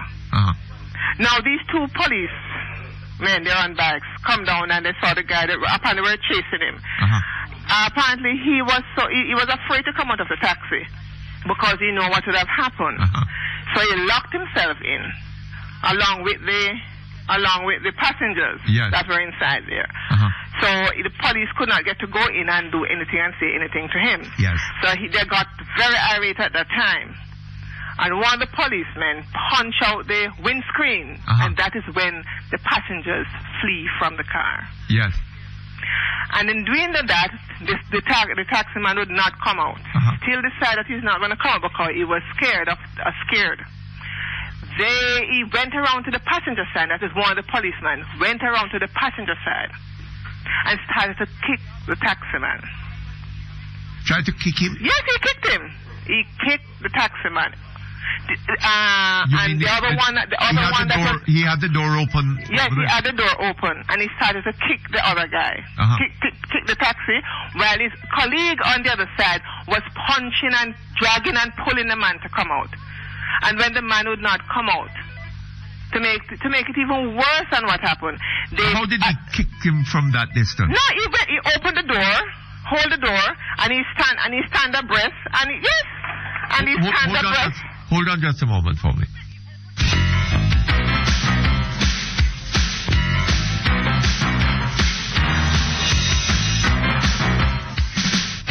Okay, thank you very much. We're back with you, Mo. Yes, Mr. Perkins. You're saying, yes. So this policeman... Yes. What? He extended his leg? His legs, and that is when we all went down down to the fence, and the people were on the street, and we started to say, that's when we started to get very upset with the whole situation, and said, not because of what happened, but there's a wrong and a right. Yes. The man is wrong, but you are the law. You cannot handle the situation like this. Absolutely. You can't be thumping the man, hitting him, kicking him, and on top of it, That man's name must have been Ford. Was it? And then handcuff him on the car seat. With how many handcuffs? 2 or? It was one. They put one on his hand and then put the other one to the wheel of the car. I see. To the steering wheel. So he could not move. And the man inside there was calling out for murder. And then we said to the policeman, but imagine the man is there calling for murder, and you are the lawman, you are not a thief nor a criminal. And this is this is how you angle the situation to we the public. I mean, the man may not have anybody to defend him. Dr. Ford has a lot of people to defend him. Even Mr. Buchanan would want an investigation. Who is going to investigate for this man? You notice, ordinarily, it is some police agency that does the investigation. Yes. You know, but now the PNP is going is to having investigate. its own investigation. Yes. Done. Oh, you notice that? I'm saying to myself, I'm missing. How long are we going to sit by and just? This country is power crazy. Yes. Power crazy, and the power for the police is a gun and a uniform. But Ma'am, it's not. Look, there are police misbehaving, right? No question about that. Right. Right? But that is not where the problem starts. Right? The problem starts, well, it doesn't even start at the level of government. Right? Because although it is true that if the government wanted things to be different, the police are an agent, say, of the government. Of the government, yes, they are. Now, if the government wanted things to be different, they would be different. Yes. Right? But even there is not where the problem starts. Right? It starts in our own mentalities. Our minds in this country are riveted to the paradigm of the plantation. Right. Right? There are certain people in this country, as there was on the plantation, right? Or as they were on the plantation. Yeah. Certain people who are important. They live in the great houses. Yes. They have rights. Yes. They have wealth. They have whatever. Right? And they have to be respected. There are others who are plain niggers. And them live in the barracks and they're not even properly human beings. No. Right? And I mean, the plantation owners slave owners would have valued them in the way that present cattle owners value their cattle. Yes. Right? Because they're of use to them. And of some value. But as human beings, they had no rights. Right? Now, that is what we are running this country with today. Right. Right? And there are people out there on the street who, when they see that happening to the man, will say that him deserve it. Right? Him deserve it. Right. When they see it happening to Dr. Ford, they say something else. Yes, I said totally different. Oh, Dr. Ford, you know. I mean, why did the police, Dr. Ford, no, a full investigation. How many Dr. Fords have been beaten and abused by the police and nobody's there to investigate it? Just police brutality and that's it. Not Dr. Ford. Not Dr. Ford. Now, this young man out here, he might be hungry and trying to do a thing, never know this would happen to him. Yes. Now you deal with the situation better. Yes. You get the man and then he's going to turn around to us and say, look, after you don't know what the man did to me. We said, what the man did? I said, no, the man didn't bite you. You break the man glass and cut your hand. But you know, Mom, some years ago in the United States, right, a man was on the grounds of the White House with the president yard with a gun. Yes. Right? And the police got there, right? They surrounded him and they stayed there and waited. I can't remember how many hours it was, right? Until the man surrendered to them. I think at one point he got a shot in his leg, right? But if a taxi man is in a car, them lock up the car, right? Is it necessary to engage in all that brutality in order to get him out? Mr. Perkins, I'm telling you, if it was 8 o'clock on Tuesday night, they would have killed him. And then you hear on the news that taxi and policemen have shot out in New Kingston and the man was stealing and the man was doing all kind of things. When the little man, yes, he was wrong. I am not saying he's right to do what he has done. As I said it to the inspector, I said, Inspector, I don't know what report that the police over there give you, but whatever he says to you, that is not how it is. I mean, we were so upset. And when that taxi man's son and his nephew see what happened to him and decide to go the route of gangsterism, right? Right. And the gun. What do you say to them? You know? Huh? Because those same kids are going to come up.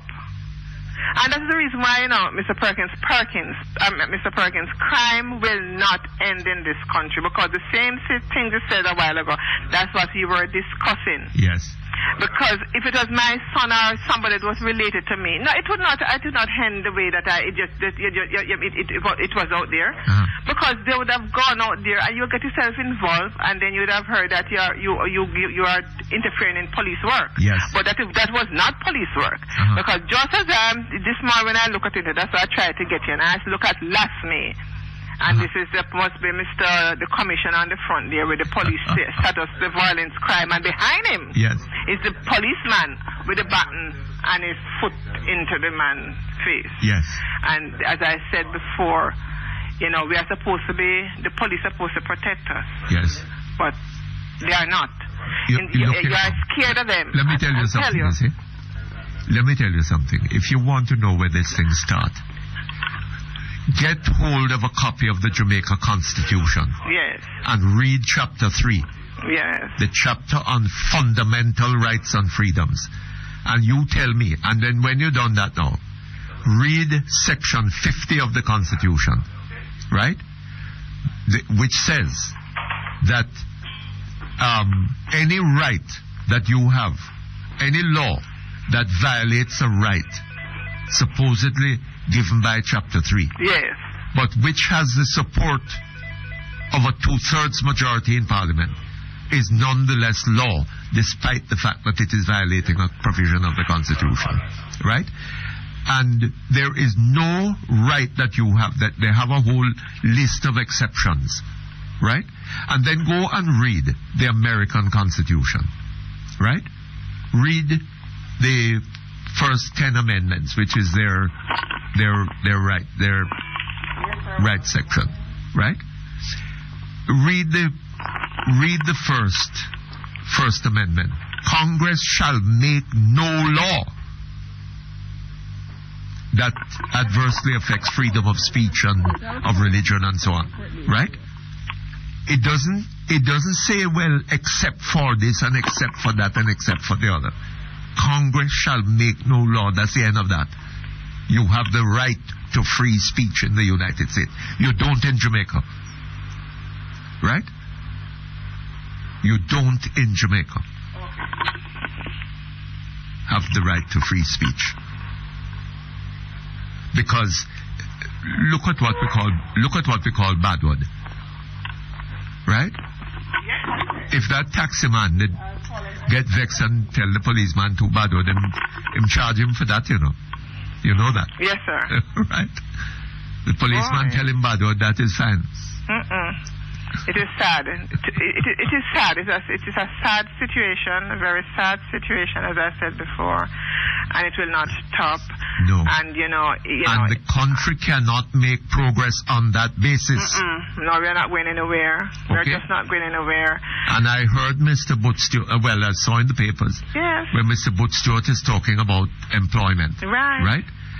Good to see somebody like that taking up an issue like that. Right? But I wish he would look a little further down the road and look at issues like this one, how people are treated in this country, how whether they are respected as citizens of this country or not. Right? that is so true, because a friend of mine was telling me the other day that a police officer stopped a friend of hers. Yes.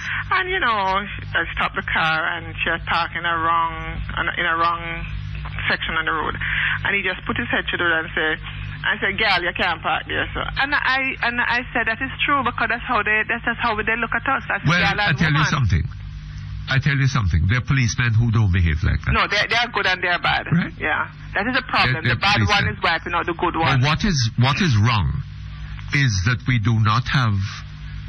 Look here, we are all of us capable of good and of bad, right? What is important in a matter like this is the institution to which we belong. Right. What is it that it demands of us? Is it good or bad? Or is it bad? Yeah. Right? And it seems to me that what we have is a police force that is more demanding of bad from policemen than it is of good, or is, at any rate, that is prepared to provide the opportunity for policemen to be good, to be bad rather than good. Yeah. Anyway, I have to run. Okay, thank you very much. All the best to you. Time for the news. We'll be back here in about 20 minutes.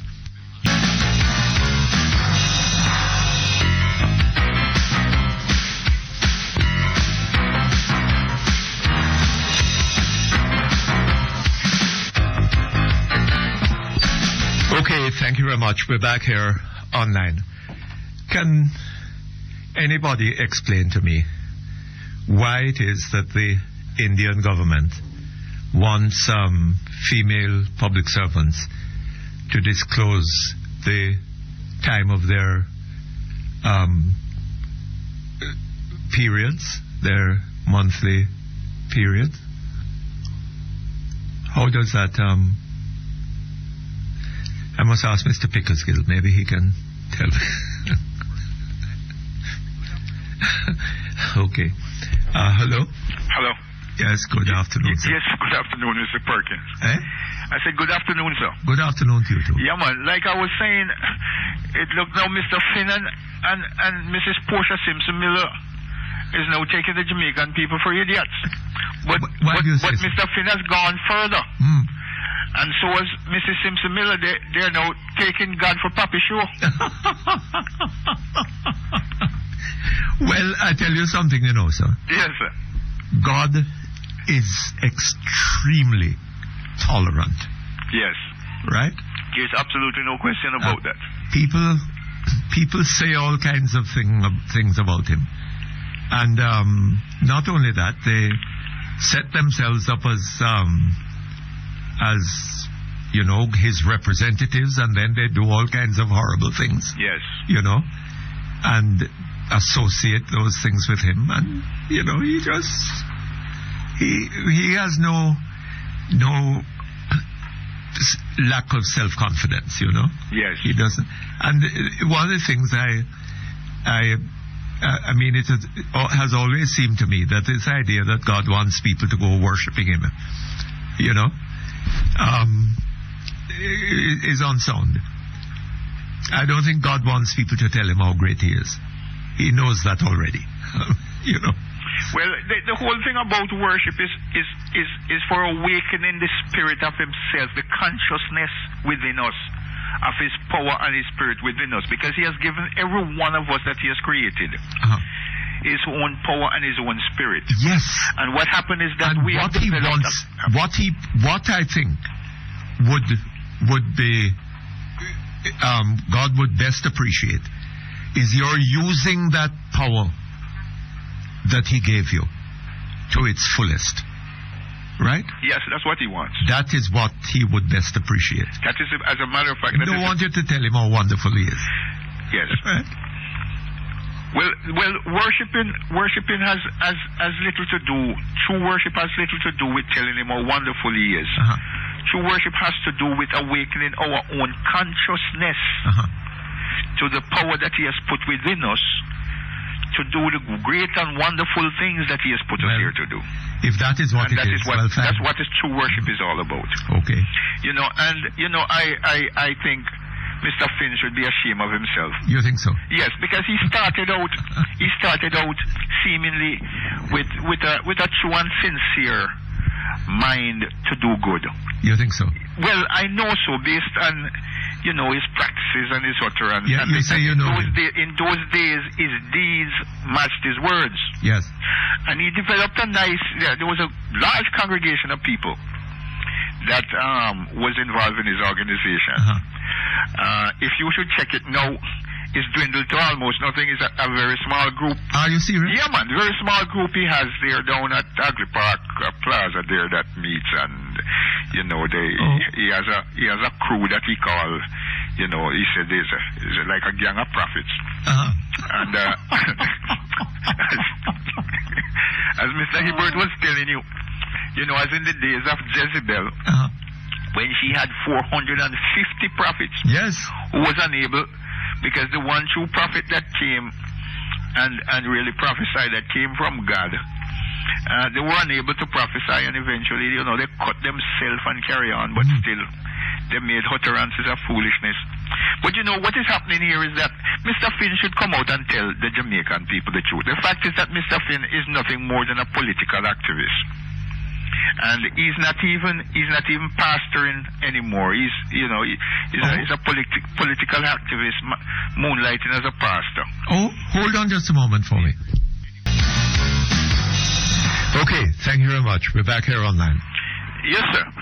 Hello? Yes. Yes, Mr. Finn has been with the PNP for a number of years, and he has the right as a citizen of this country to choose to associate with any political party that he does. But once he's become a political activist, he should tell the people, tell the country the truth, and don't hide behind, claiming that he's a pastor, because I remember when he had a large congregation, and majority of those people in the last 7 years have moved away. And you can check that out because it's not hard to find out. He used to meet at Pavilion Plaza, and at that time there was a huge congregation of people. That has dwindled to nothing, And I think the majority of Christian people in this country who sincerely believe in truth and the example set by the Messiah are ashamed of his behavior, because what Finn is doing is that he's become a propagandist for the PNP party. And I can understand the PNP party being in a desperate position where anything that is possible to help them in their political fortunes they will take. Well, but for Finn to sell himself so short is a disgrace, man.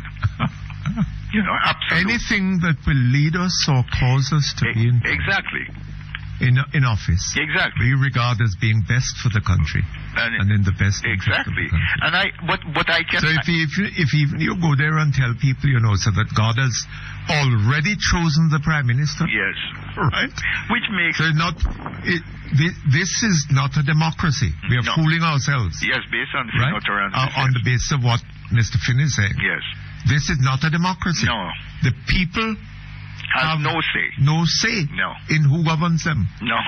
The election that is supposed to be coming up is a waste of time. Total waste of time. Right? Yes. Because God has already determined the identity of our Prime Minister. Yes. Right? Yes. Mr. Now, Finn. is that true? Absolutely not. And let me tell you something. What Mr. Finn fails to perceive and to understand is that, like I've been telling you, the Jamaican people, the majority of us, will not be fooled any longer by cheap trickery. Well, I'm not sure about that. Mr. Perkins, I will call you after the election, and I remind you of the things that I've said to you. And let me tell you something right now. Not only will the Labour Party win the next election, they'll win by an overwhelming majority of seats. But I have a prophecy for Mr. Finn. No, I'm serious. This is a prophecy. A prophecy of what? After the next election, I am prophesying that Mr. Finn will run and leave this country. You think so? Why? I am prophesying it. Why? Huh? Why would he do that? Because he won't be able to live here. Why? Not because of anything that anyone would do him, or any threat to him, or anything that belongs to him, but just because of the fool that he has made out of himself. He said he's bet his ministry on Mrs. Simpson Miller winning the next election, He said that on Ian Boyne program. You know that TV program that Ian Boyne has on... Yes. I think it's called, what is it, Religious Hard Talk? Religious Hard Talk. Yeah, man. He said that he was there with a group of his... It's a great comedy show. Huh? It's a great comedy show. Yes, very, very, very, very, very interesting. Yes. He said he has bet his ministry on it. I am sure that the ministry that he claimed he has dwindled to almost nothing. And after the next election, there will be nothing left. Because Mr. Finn will have absolutely no, in the eyes of many people that used to be associated with his ministry, he has no credibility now. But in the eyes of the people who don't know him that well, he will definitely not have any credibility after the next election. And that is a fact. That will come to pass. Well, I think that there are large numbers of political thugs in some of what are called garrison constituencies, and maybe in others. Large number of what? Political thugs. Yes. who have also they have also pre-selected the Prime Minister. Oh, yes. And they will be doing their utmost of criminality to ensure that the person that they select is the person that... Mr. Perkins, it will not work this time. No? No, the Jamaican people has made up their mind. The Jamaican people has been tired for a long time of this PNP government. The problem that most of us had was with Edward Philip George Siaga. Oh. A total political fool who really did not understand how we think and did not understand our psyche. A man who was rude enough and feisty enough to say that there was nobody to replace him as leader in the party. And, his behavior was so disgraceful, Mr. Siaga, And like I said before, I mean him no disrespect, but, he has done some things. And there was no way that the Jamaican people was ever going to return the Labour Party to power with Mr. Edward Siaga as leader. And so that is what the major problem was. The people has made up their mind a long time ago. And you think they prefer Mr. Golding? Well, Mr. Golding is the only sensible option. And let me tell you something, Mr. Perkins. Jamaican people are tired of what is going on. This country is under absolutely no political leadership whatsoever. It was bad under P.J. Patterson. It is absolutely worse now under Mrs. Simpson-Miller. Mrs. Simpson-Miller does not have a clue about her position as Prime Minister. She does not. And let me tell you something. The most illiterate of person, because you see, one of the things that they used to believe or to think that Jamaican people can be fooled is because they think that there are a lot of illiterates. But the fact that a person is illiterate does not mean he's unable to think. That is quite true. People recognize that Mrs. Simpson-Miller is not equipped to deal with a job as Prime Minister. She does not have any idea. She does not show any sign of even as much as understanding the job but that she's in. You say the fact that Mrs. Simpson-Miller is illiterate, is she? No. Oh. No, of course not. Mrs. Simpson-Miller is quite literate. I am saying that some of these people... Oh, the people who are illiterate. Well, I'm saying that a lot of politicians, especially in government, think that because there are a number of people in this country that are illiterate, it means they are unable to think. But I'm saying that is absolutely not true. That's rubbish, yes. We have some great thinkers in this country who are illiterate. Yes. I mean, so what is happening is that I am convinced that the majority of the people are thinking, and they're thinking most critically about the politics and the position of government. And people are convinced that this PNP party cannot continue in leadership because they've led us down into a dark hole, Mr. Perkins. I mean, you look around. It doesn't matter what area of life that you have to deal with. It's in trouble. Okay? And things are pretty grim. Pardon me? Things are pretty grim. Yeah, man. Yeah. Yeah, man. And the majority of us has decided that we need a change. And the change shall come. Let's see. And Dr. Finn shall run. We shall see what we shall see. We shall see what we shall see. We shall see. I shall call you after the election. Thank you very much. Okay, have a good All the day. best to you. Okay, hello? Good afternoon, Mr. P. Hi, how are you? Oh, not bad at all. How is Santa Maria?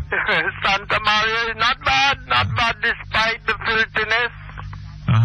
Yeah, the place is filthy, but nevertheless. How is the rain? Oh, it's quiet down. It's not running at the moment. Good. Yes.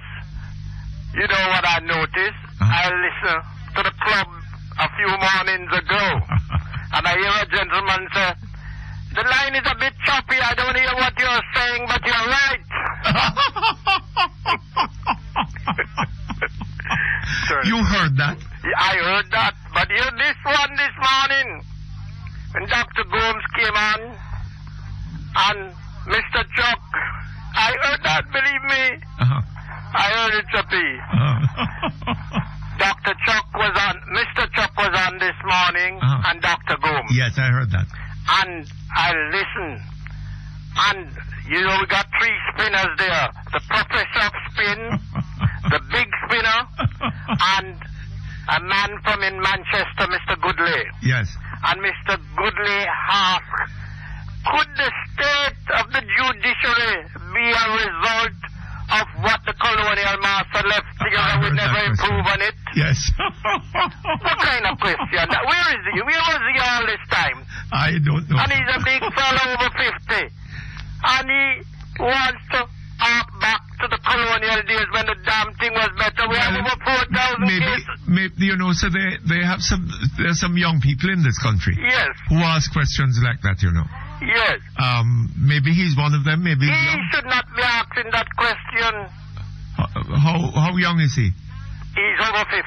He's over 50. You're sure of that? And I will only say that and leave it there.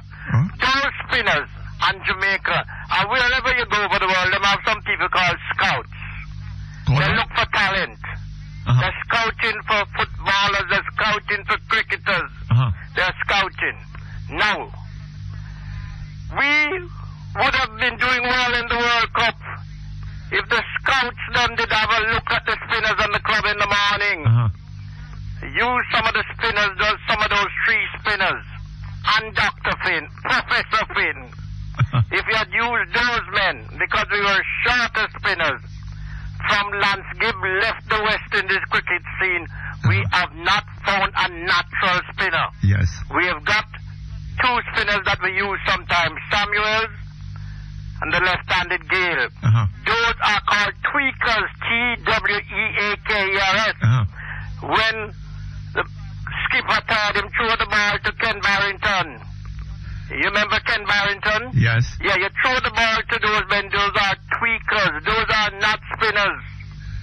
You understand? They are not spinners by any standard. And if we got Dr. Finn or Professor Finn and the club, as this morning they were in the Aki, for the life of me, they cannot understand why the judiciary has got 4,000 cases. Well, that's not. Well, I mean, that is the inquest.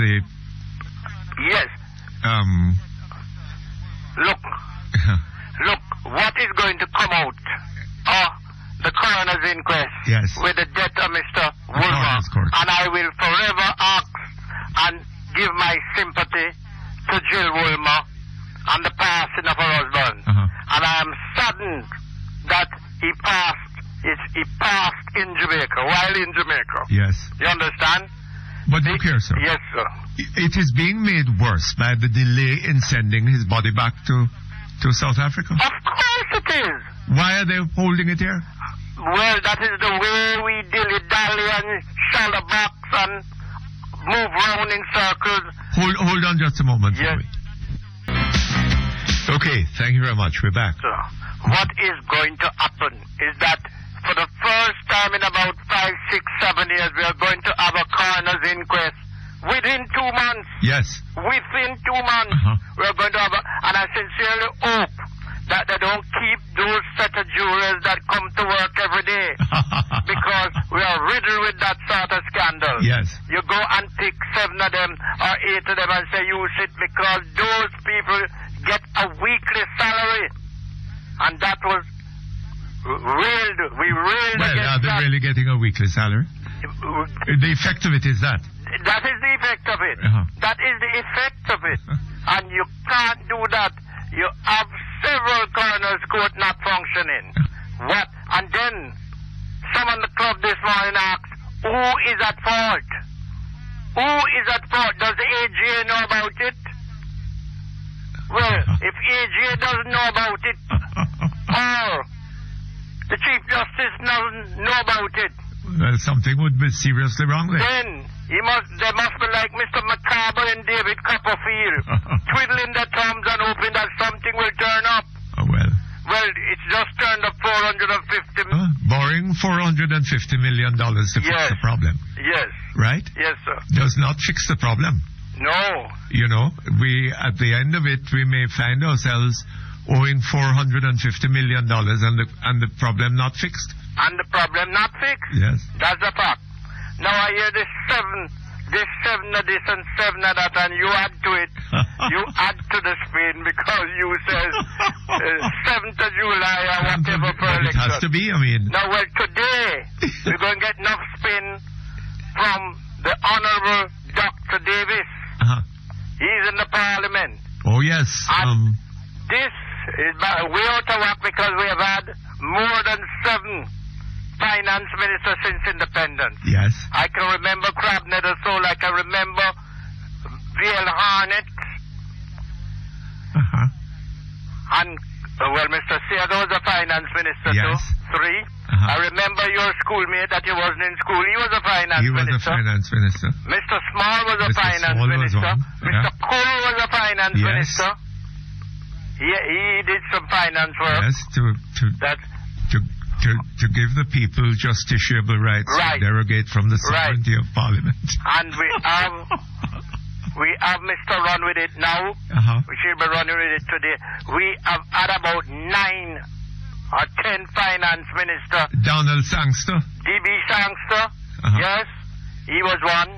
Uh-huh. We have several finance ministers since. Was it his birthday that was being celebrated yesterday? Yes, by the Labour Party? Yes, that was up in Chapelton. Yes, uh-huh. I listened to a little part of it on the radio. Uh-huh. Now, I am saying that whatever fiasco is going to be carried on today in the House, we're going to get it because I'm hearing that the IMF asked that they put up GCT. Yes. At the moment it's 16.5%. Uh-huh. So, I suppose you think they're going to put it up to 30%? I don't know what he's going to do. Mr. Finn didn't tell us. Eh? Why Mr. Finn didn't tell us? And while he's at it, he could tell us why the price of gas. No, but I tell you something, sir. The price of gas. Uh-huh. I don't believe, you see. Yes, sir. That Dr. Davis. Yes. Would be persuaded by Dr. Finn. Yes. That God has already chosen the Prime Minister. Yes. And that the election is just a... Yes.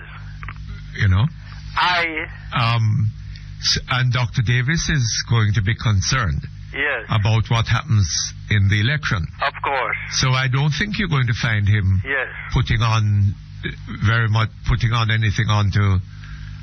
Well, I don't know about anything, but I don't doubt whether I think he'd be very careful about increasing any taxes. I think so. Right? He'll delay it. Like how they have delayed the Portmore if there is a need for an increase in taxation, yes, you will hear that sometime after the election when the supplementary budget comes. I think so. I think so. At the moment, he's running with it. That is my earnest belief. I believe that's why they delayed the toll increase. Oh yes. They put on one. No, they've increased it. They've increased one. Yes. But Mr. Trevor Jackson... Portmore Road. Yes. Yes, they have... They're delaying that because of a petition. Yes. They said every 6 months they're entitled... Well, they need those votes in Portmore, Yeah. Yes. They need that. Uh-huh. I tell you, we are in serious trouble here. I am a man that I boast about my respect and my good manners for my fellow countrymen. Yes. R-E-S-P-E-C-K. I hope Satan don't tell Mr. Finn to come up my lane. If he come up my lane, it would be a tragedy. No, why do you say that? He and I we are diametrically opposed to each other. Well... We would have a collision, I'm certain of that. No, don't come up here with any silly nonsense. No need for anything like that. Other ministers come up here, Eh? Other from the Jehovah's Witness and other people, and I give them a seat and have discussion with them. No, sir, but you have to understand that Pastor Finn is a great comedian, Oh. It's all very funny. A lot to laugh about. Look, there is a song, there was a song, says, how would you like to swing on a star And an English friend of mine said that's too damn idle for me. If he's a comedian, him keep it to himself. He don't come near me with his silliness. No. You, in a country like, you need to be able to laugh from time to time. And I think that Pastor Finn is contributing very much to that. I think so. Yes. All right. Okay, sir. I'll leave you. Thank you very much. All the best to you. Okay, hello? Hello. Yes, good afternoon. Good afternoon. How are you today, sir? Not too bad, thank you. Well, that's good, isn't it? When you're not too bad, you know, so everything is all right in a month. Oh, yes? Yeah. Where you get that from? Eh? Where you get that from? Well, you see, if the teacher sick, the student, them have to stay home. Since the teacher is all right, the student be all right, too. You understand? I'll follow you. Okay. We are going to inquire about Mr. Futter, the Pakistan coach. Two inquiries supposed to have. Mr. Wilmot. Bob Wilmot. And then Mr. Foot. Well, I think Mr. Foot is still with us, and I hope he remains so.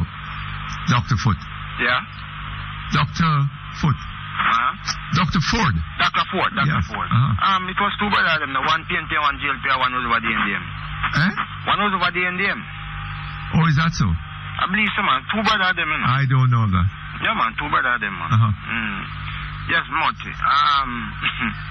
When we speak of growth, what we mean? Like we plan things are, you speak of the economy. What we speak of?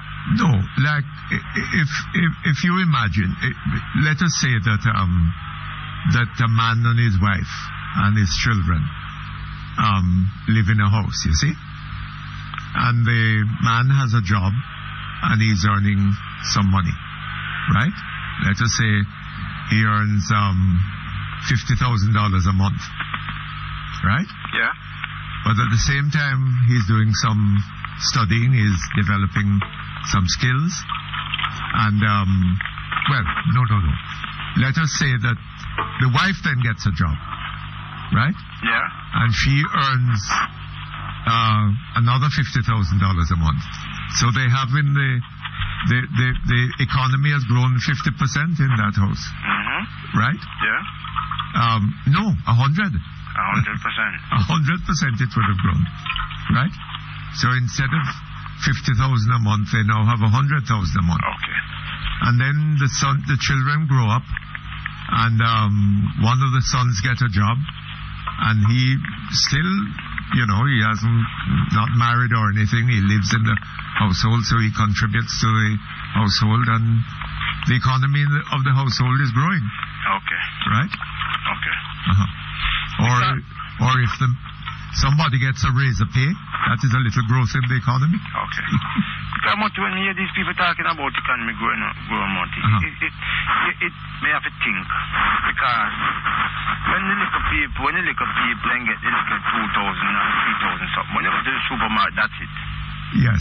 Because the inflation in the supermarket take it away back. So yes, that is right. Where it is, Mutty, where is the growth? Because the people cannot, the basic necessity of life, which is food. Yes. Let's put clothes out there, because when you buy one jacket, you can't wear it and wash it. But let's say food, Mutty. The people cannot buy food, Mutty. So we cannot say we have a growth. We cannot. We have to say we are moving. But we're going to say we have a steady growth. We cannot, Mutty, because the people, the average person, Mutty, if you even stand up and watch a demonstration, a crowd, Mutty, the average person, what they are saying, but nobody now listen. Then people are not listening. Yes, the people are frustrated. They're not having opportunity, sir. That's right. And they're not having justice, right? Life is terrible for a lot of people in Jamaica. Terrible, Mutty. I can tell you something. 1990. When the PNP win the election, the first election before this term was when they beat Siaga, 19 or 98? 89.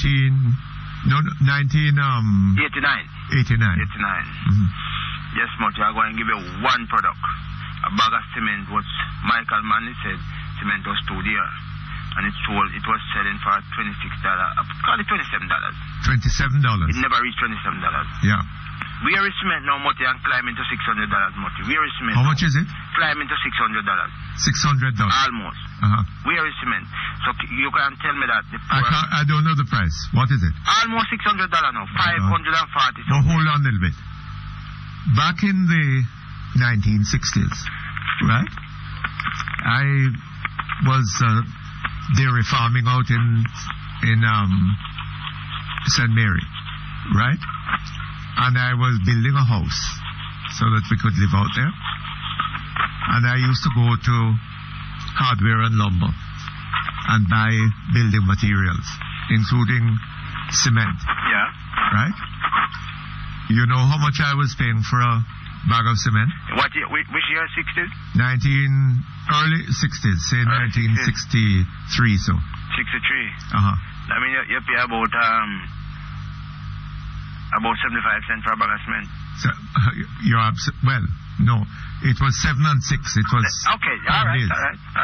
7 shillings and 6 pence. Okay. For a bag of cement. Okay, sir. Right. And what you say it is now? Almost $600. Almost $600, Mr. Perkins. Well, 7 shillings and 6 pence was about 75 cents. Yeah. You're right? Yeah. You're absolutely right. Yeah. Yes. No, Mr. Perkins. I'm looking now. All right. Hold on just a moment.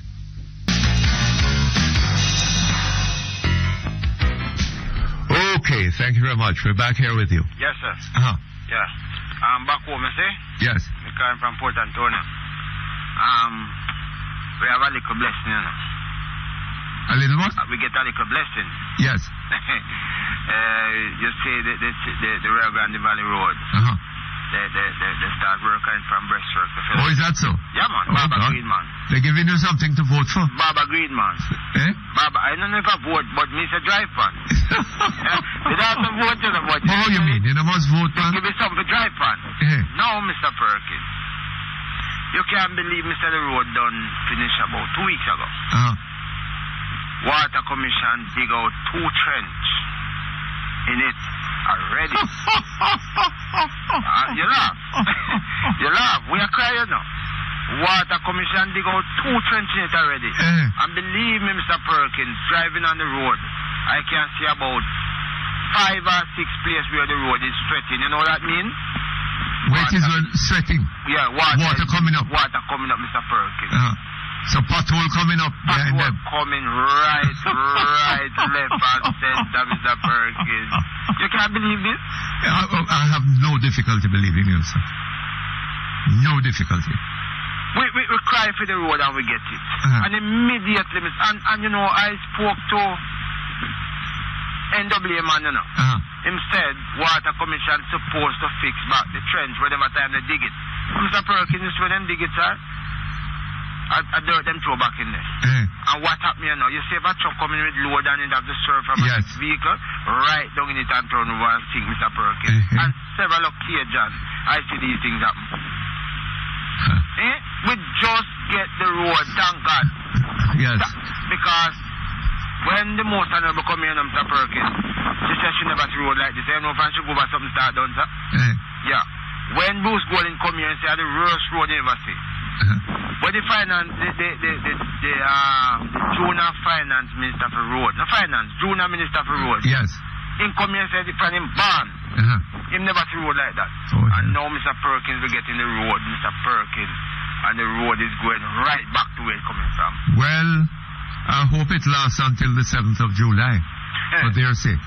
Well, that was 7th of July, which day, sir? What? Is what, the nomination day? No, man. Well, I don't know. I mean, Pastor Finn is telling us that 7 is a significant number, you know. Okay. A special, magical number. Okay. Sister P is the 7th Prime Minister of Jamaica. Okay. The election is being held in the year 2007. Okay. Right? Okay. So I figure that they must complete by making it. Okay. Or Jamaica have the 7th largest harbor in the world or something like that. Okay. Right? Okay. But so, we have the 7th largest harbor in the world. 7th. West Harbor or something. Okay, but I want to tell you something. Eastern Harbor. Right at Port Antonio. Yes. Where we have the Boundbrook Wharf.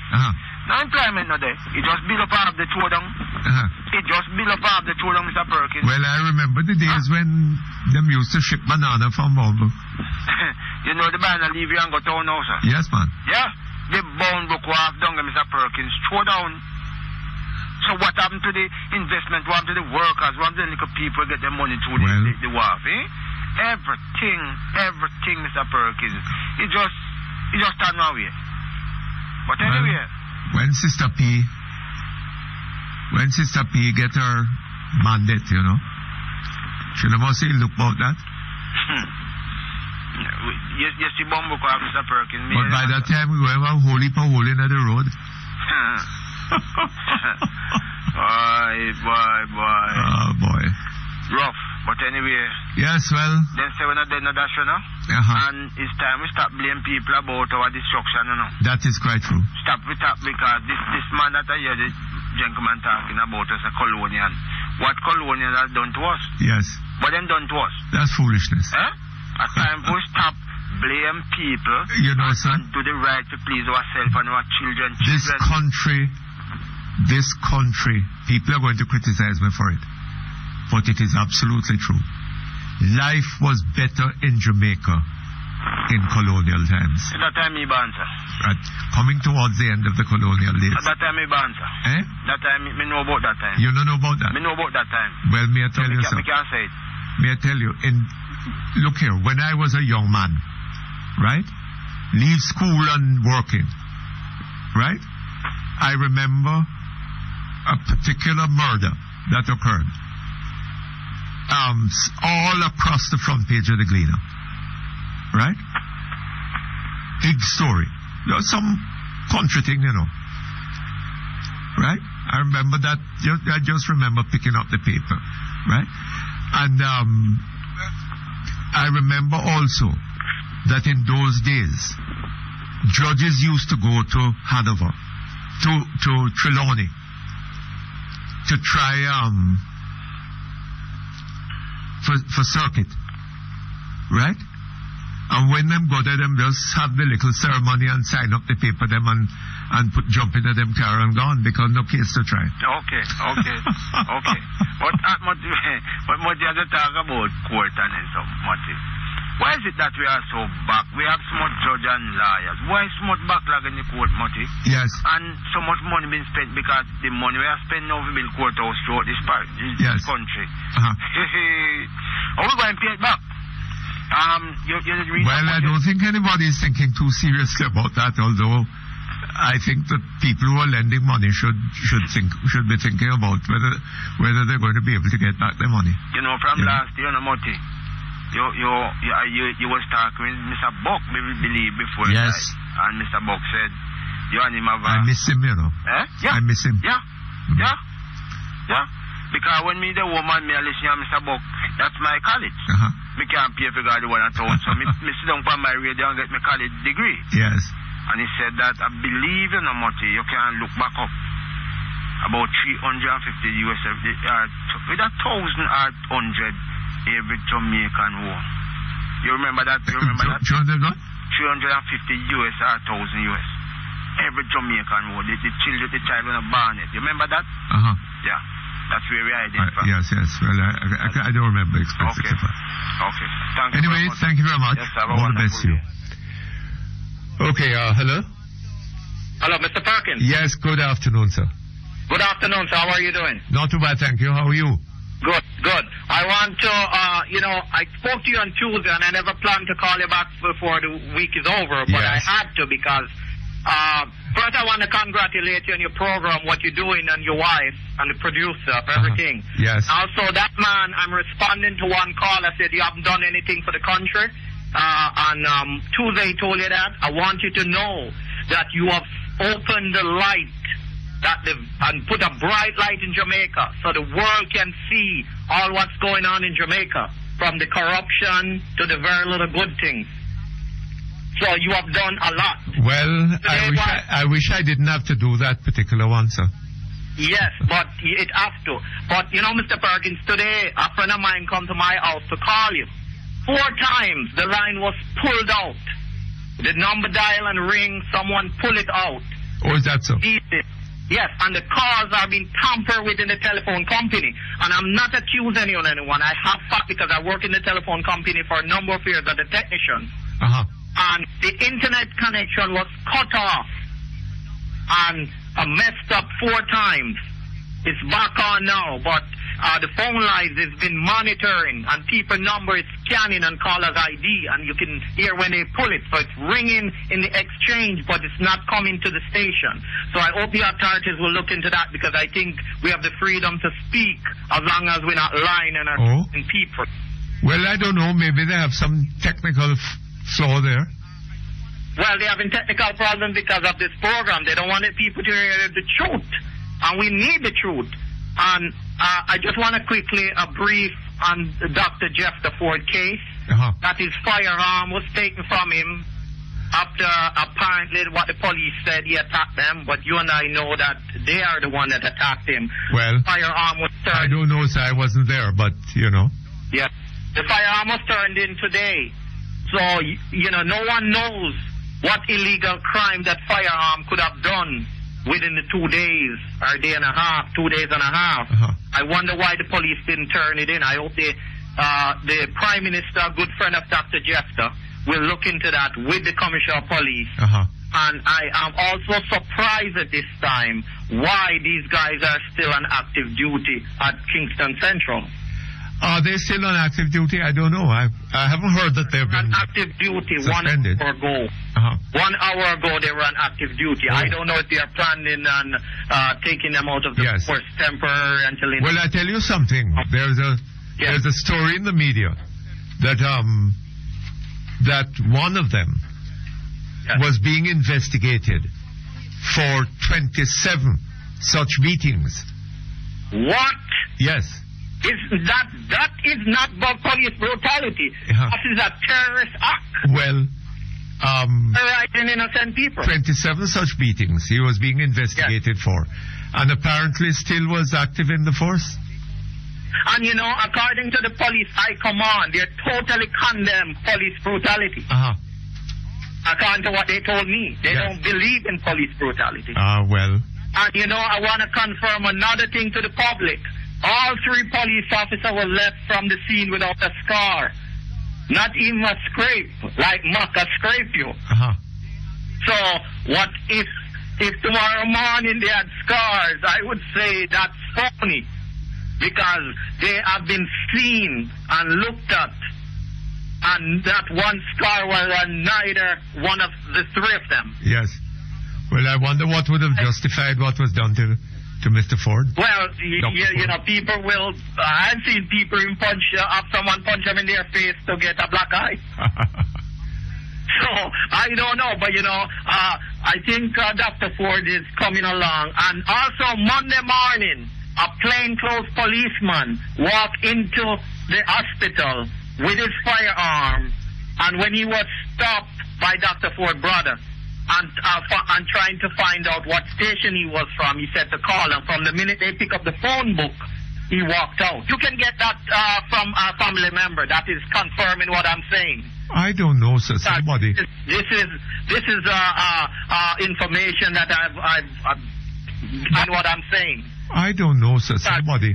This is information that I've that sounds very odd. Very, very odd to me. It is true. So I am wondering what is the next move by the Prime Minister. Well, I don't know. I'm sure that they have it under control. Because if this man have, you said 27... But I don't think there's any question of that happening, so no. Well, if this police officer have 27, you said brutal beating. Yes. That's never been investigated. No, they were being investigated. Yeah, I think they are. So we're told. I also heard another saying that they were after him. Well, I don't know. They have gotten. All right, I have to go. Thank you very much. All the best to you.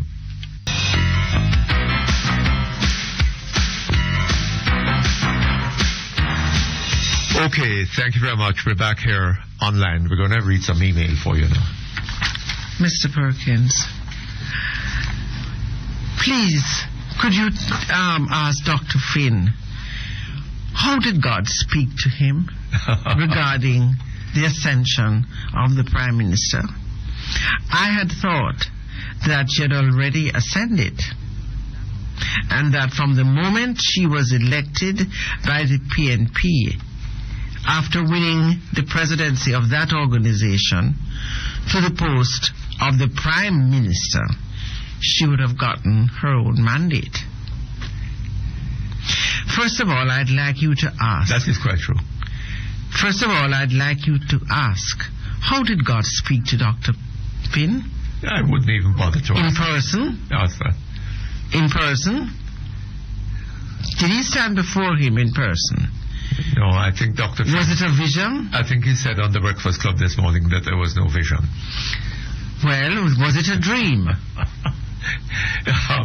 Well, no, he didn't say that either. Voices? Did he hear it in his voice? I suppose. Did he hear the voice of God? I suppose he may have been hearing voices. Was it by a pillar of fire? Which could be a sign of something else, you know, if you start hearing voices. Was it by a pillar of fire? No, nothing of the kind.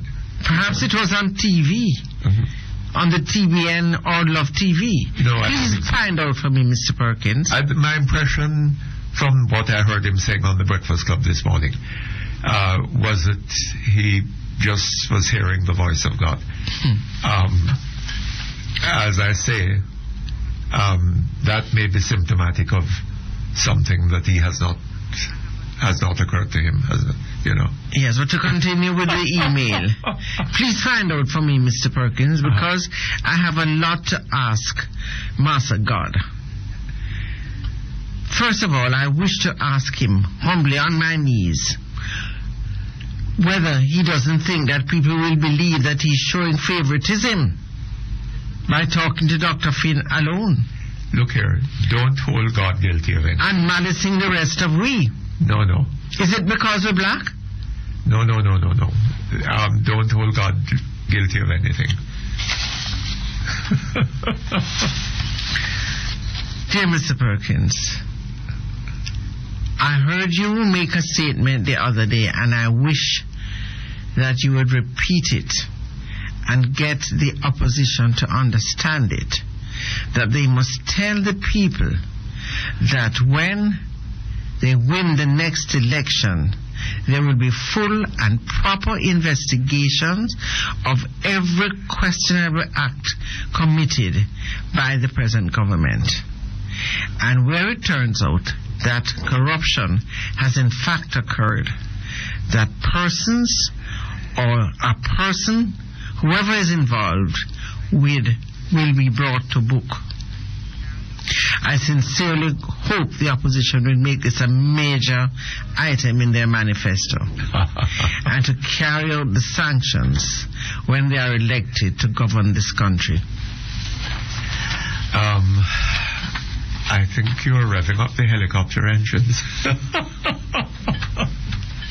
Mr. Perkins, I heard you recently speaking with Dr. Holness of the RGD's department.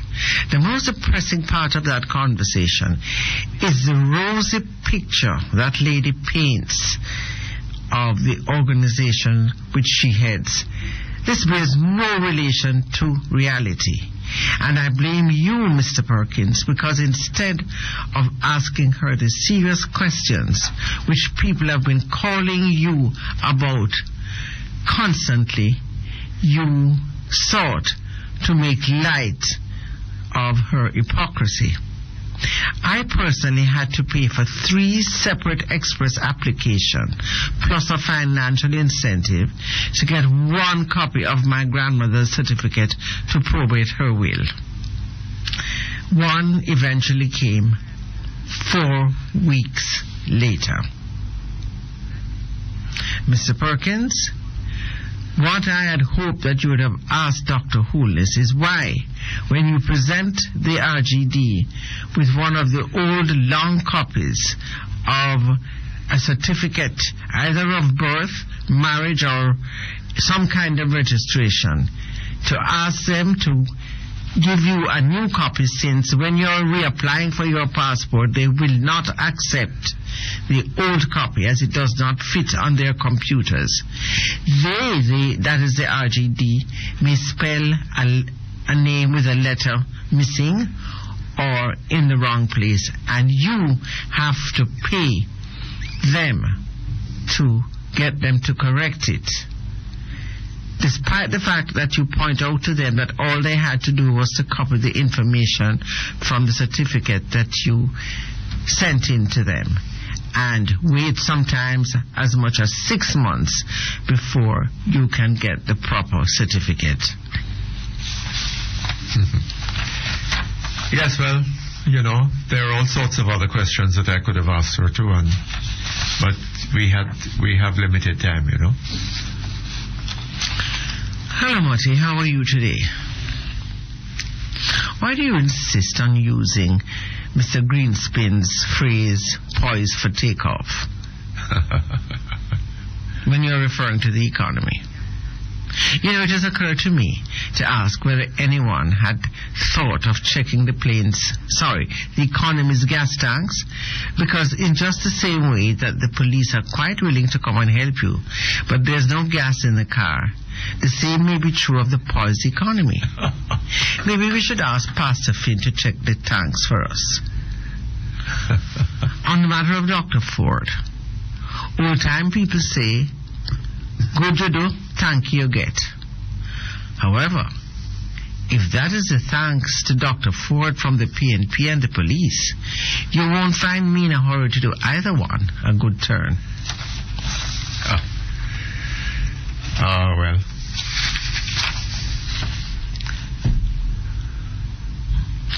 Mr. Perkins, we are forced to appeal to the Prime Minister to help bring transparency to the Goodyear factory property.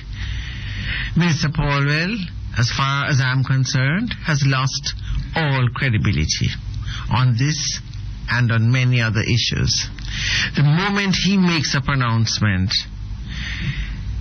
people become acutely suspicious that something is wrong, and which will not come to light until millions of dollars have been wasted on the issue. We need transparency on this matter, Mr. Perkins, and we need it now. We need transparency on a lot of matters in this country. Good day to you, Mr. Perkins. Good day, sir. It's quite some time that I saw this story on late night sports, but I'm sending it to you all the same.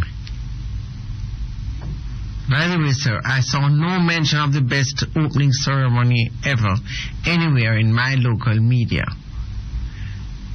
Enjoy, Mr. Perkins. Have a great day. And here is this story. Reuters, March 26. Jamaica was making headway against its murderous reputation before the strangulation of Pakistani cricket coach Bob Wilmot further tarnished the image of the Caribbean tourist playground. Long known for one of the highest per capita murder rates in the world, the tropical island, famed for Rasta and reggae, has nailed major crime bosses in recent times, and last year finally put a dent in its murder rate. Jamaica's primary tourist haven, Montego Bay, has a violent image of this nation of 2.7 million. I believe it is too early to say the country is getting safer, said Anthony Harriott, a professor of political sociology at the University of the West Indies. I believe it is too late to what? To say the country is getting safer. Oh. And this was said by Anthony Harriott, a professor of political sociology at the University of the West Indies, a leading authority on Jamaican crime. Recent Jamaican leaders... Political sociology? Political sociology. Oh. Recent Jamaican leaders have publicly acknowledged violent crime which festers in pockets of poverty endemic to the region. as the biggest problem. Jamaica is the Caribbean's biggest producer and exporter of marijuana and a major hub for transshipments of South American cocoa and cocaine to North America and Europe. Jamaican gangs have also exported their reputation for violence to Britain, Canada, and the United States. Through the early 2000s, Jamaica rivaled South Africa, Colombia, and other violent nations in per capita killings. Wilmot's March 18th slaying comes in a year that is off to a bloody start, with 316 murders through to March 20.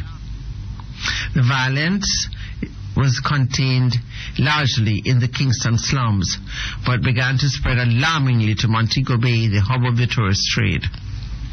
This is a huge problem for Jamaica. Mobay is a tourist capital, said Harriet. You have the involvement of gangs and drug lords. This is a huge problem. In October, Jamaica launched Operation Kingfish, an intelligence-based unit aimed at taking out crime bosses. Jamaica has been making headway against its murderous reputation, and the image of the tarnishing of this Caribbean playground may never recover. Boy, what an ugly story. If that is what people are seeing of us abroad, I think we're in for a torrid time. We haven't yet seen the effect. Oh, it goes on. It says... Okay, we're going to take a break and come back.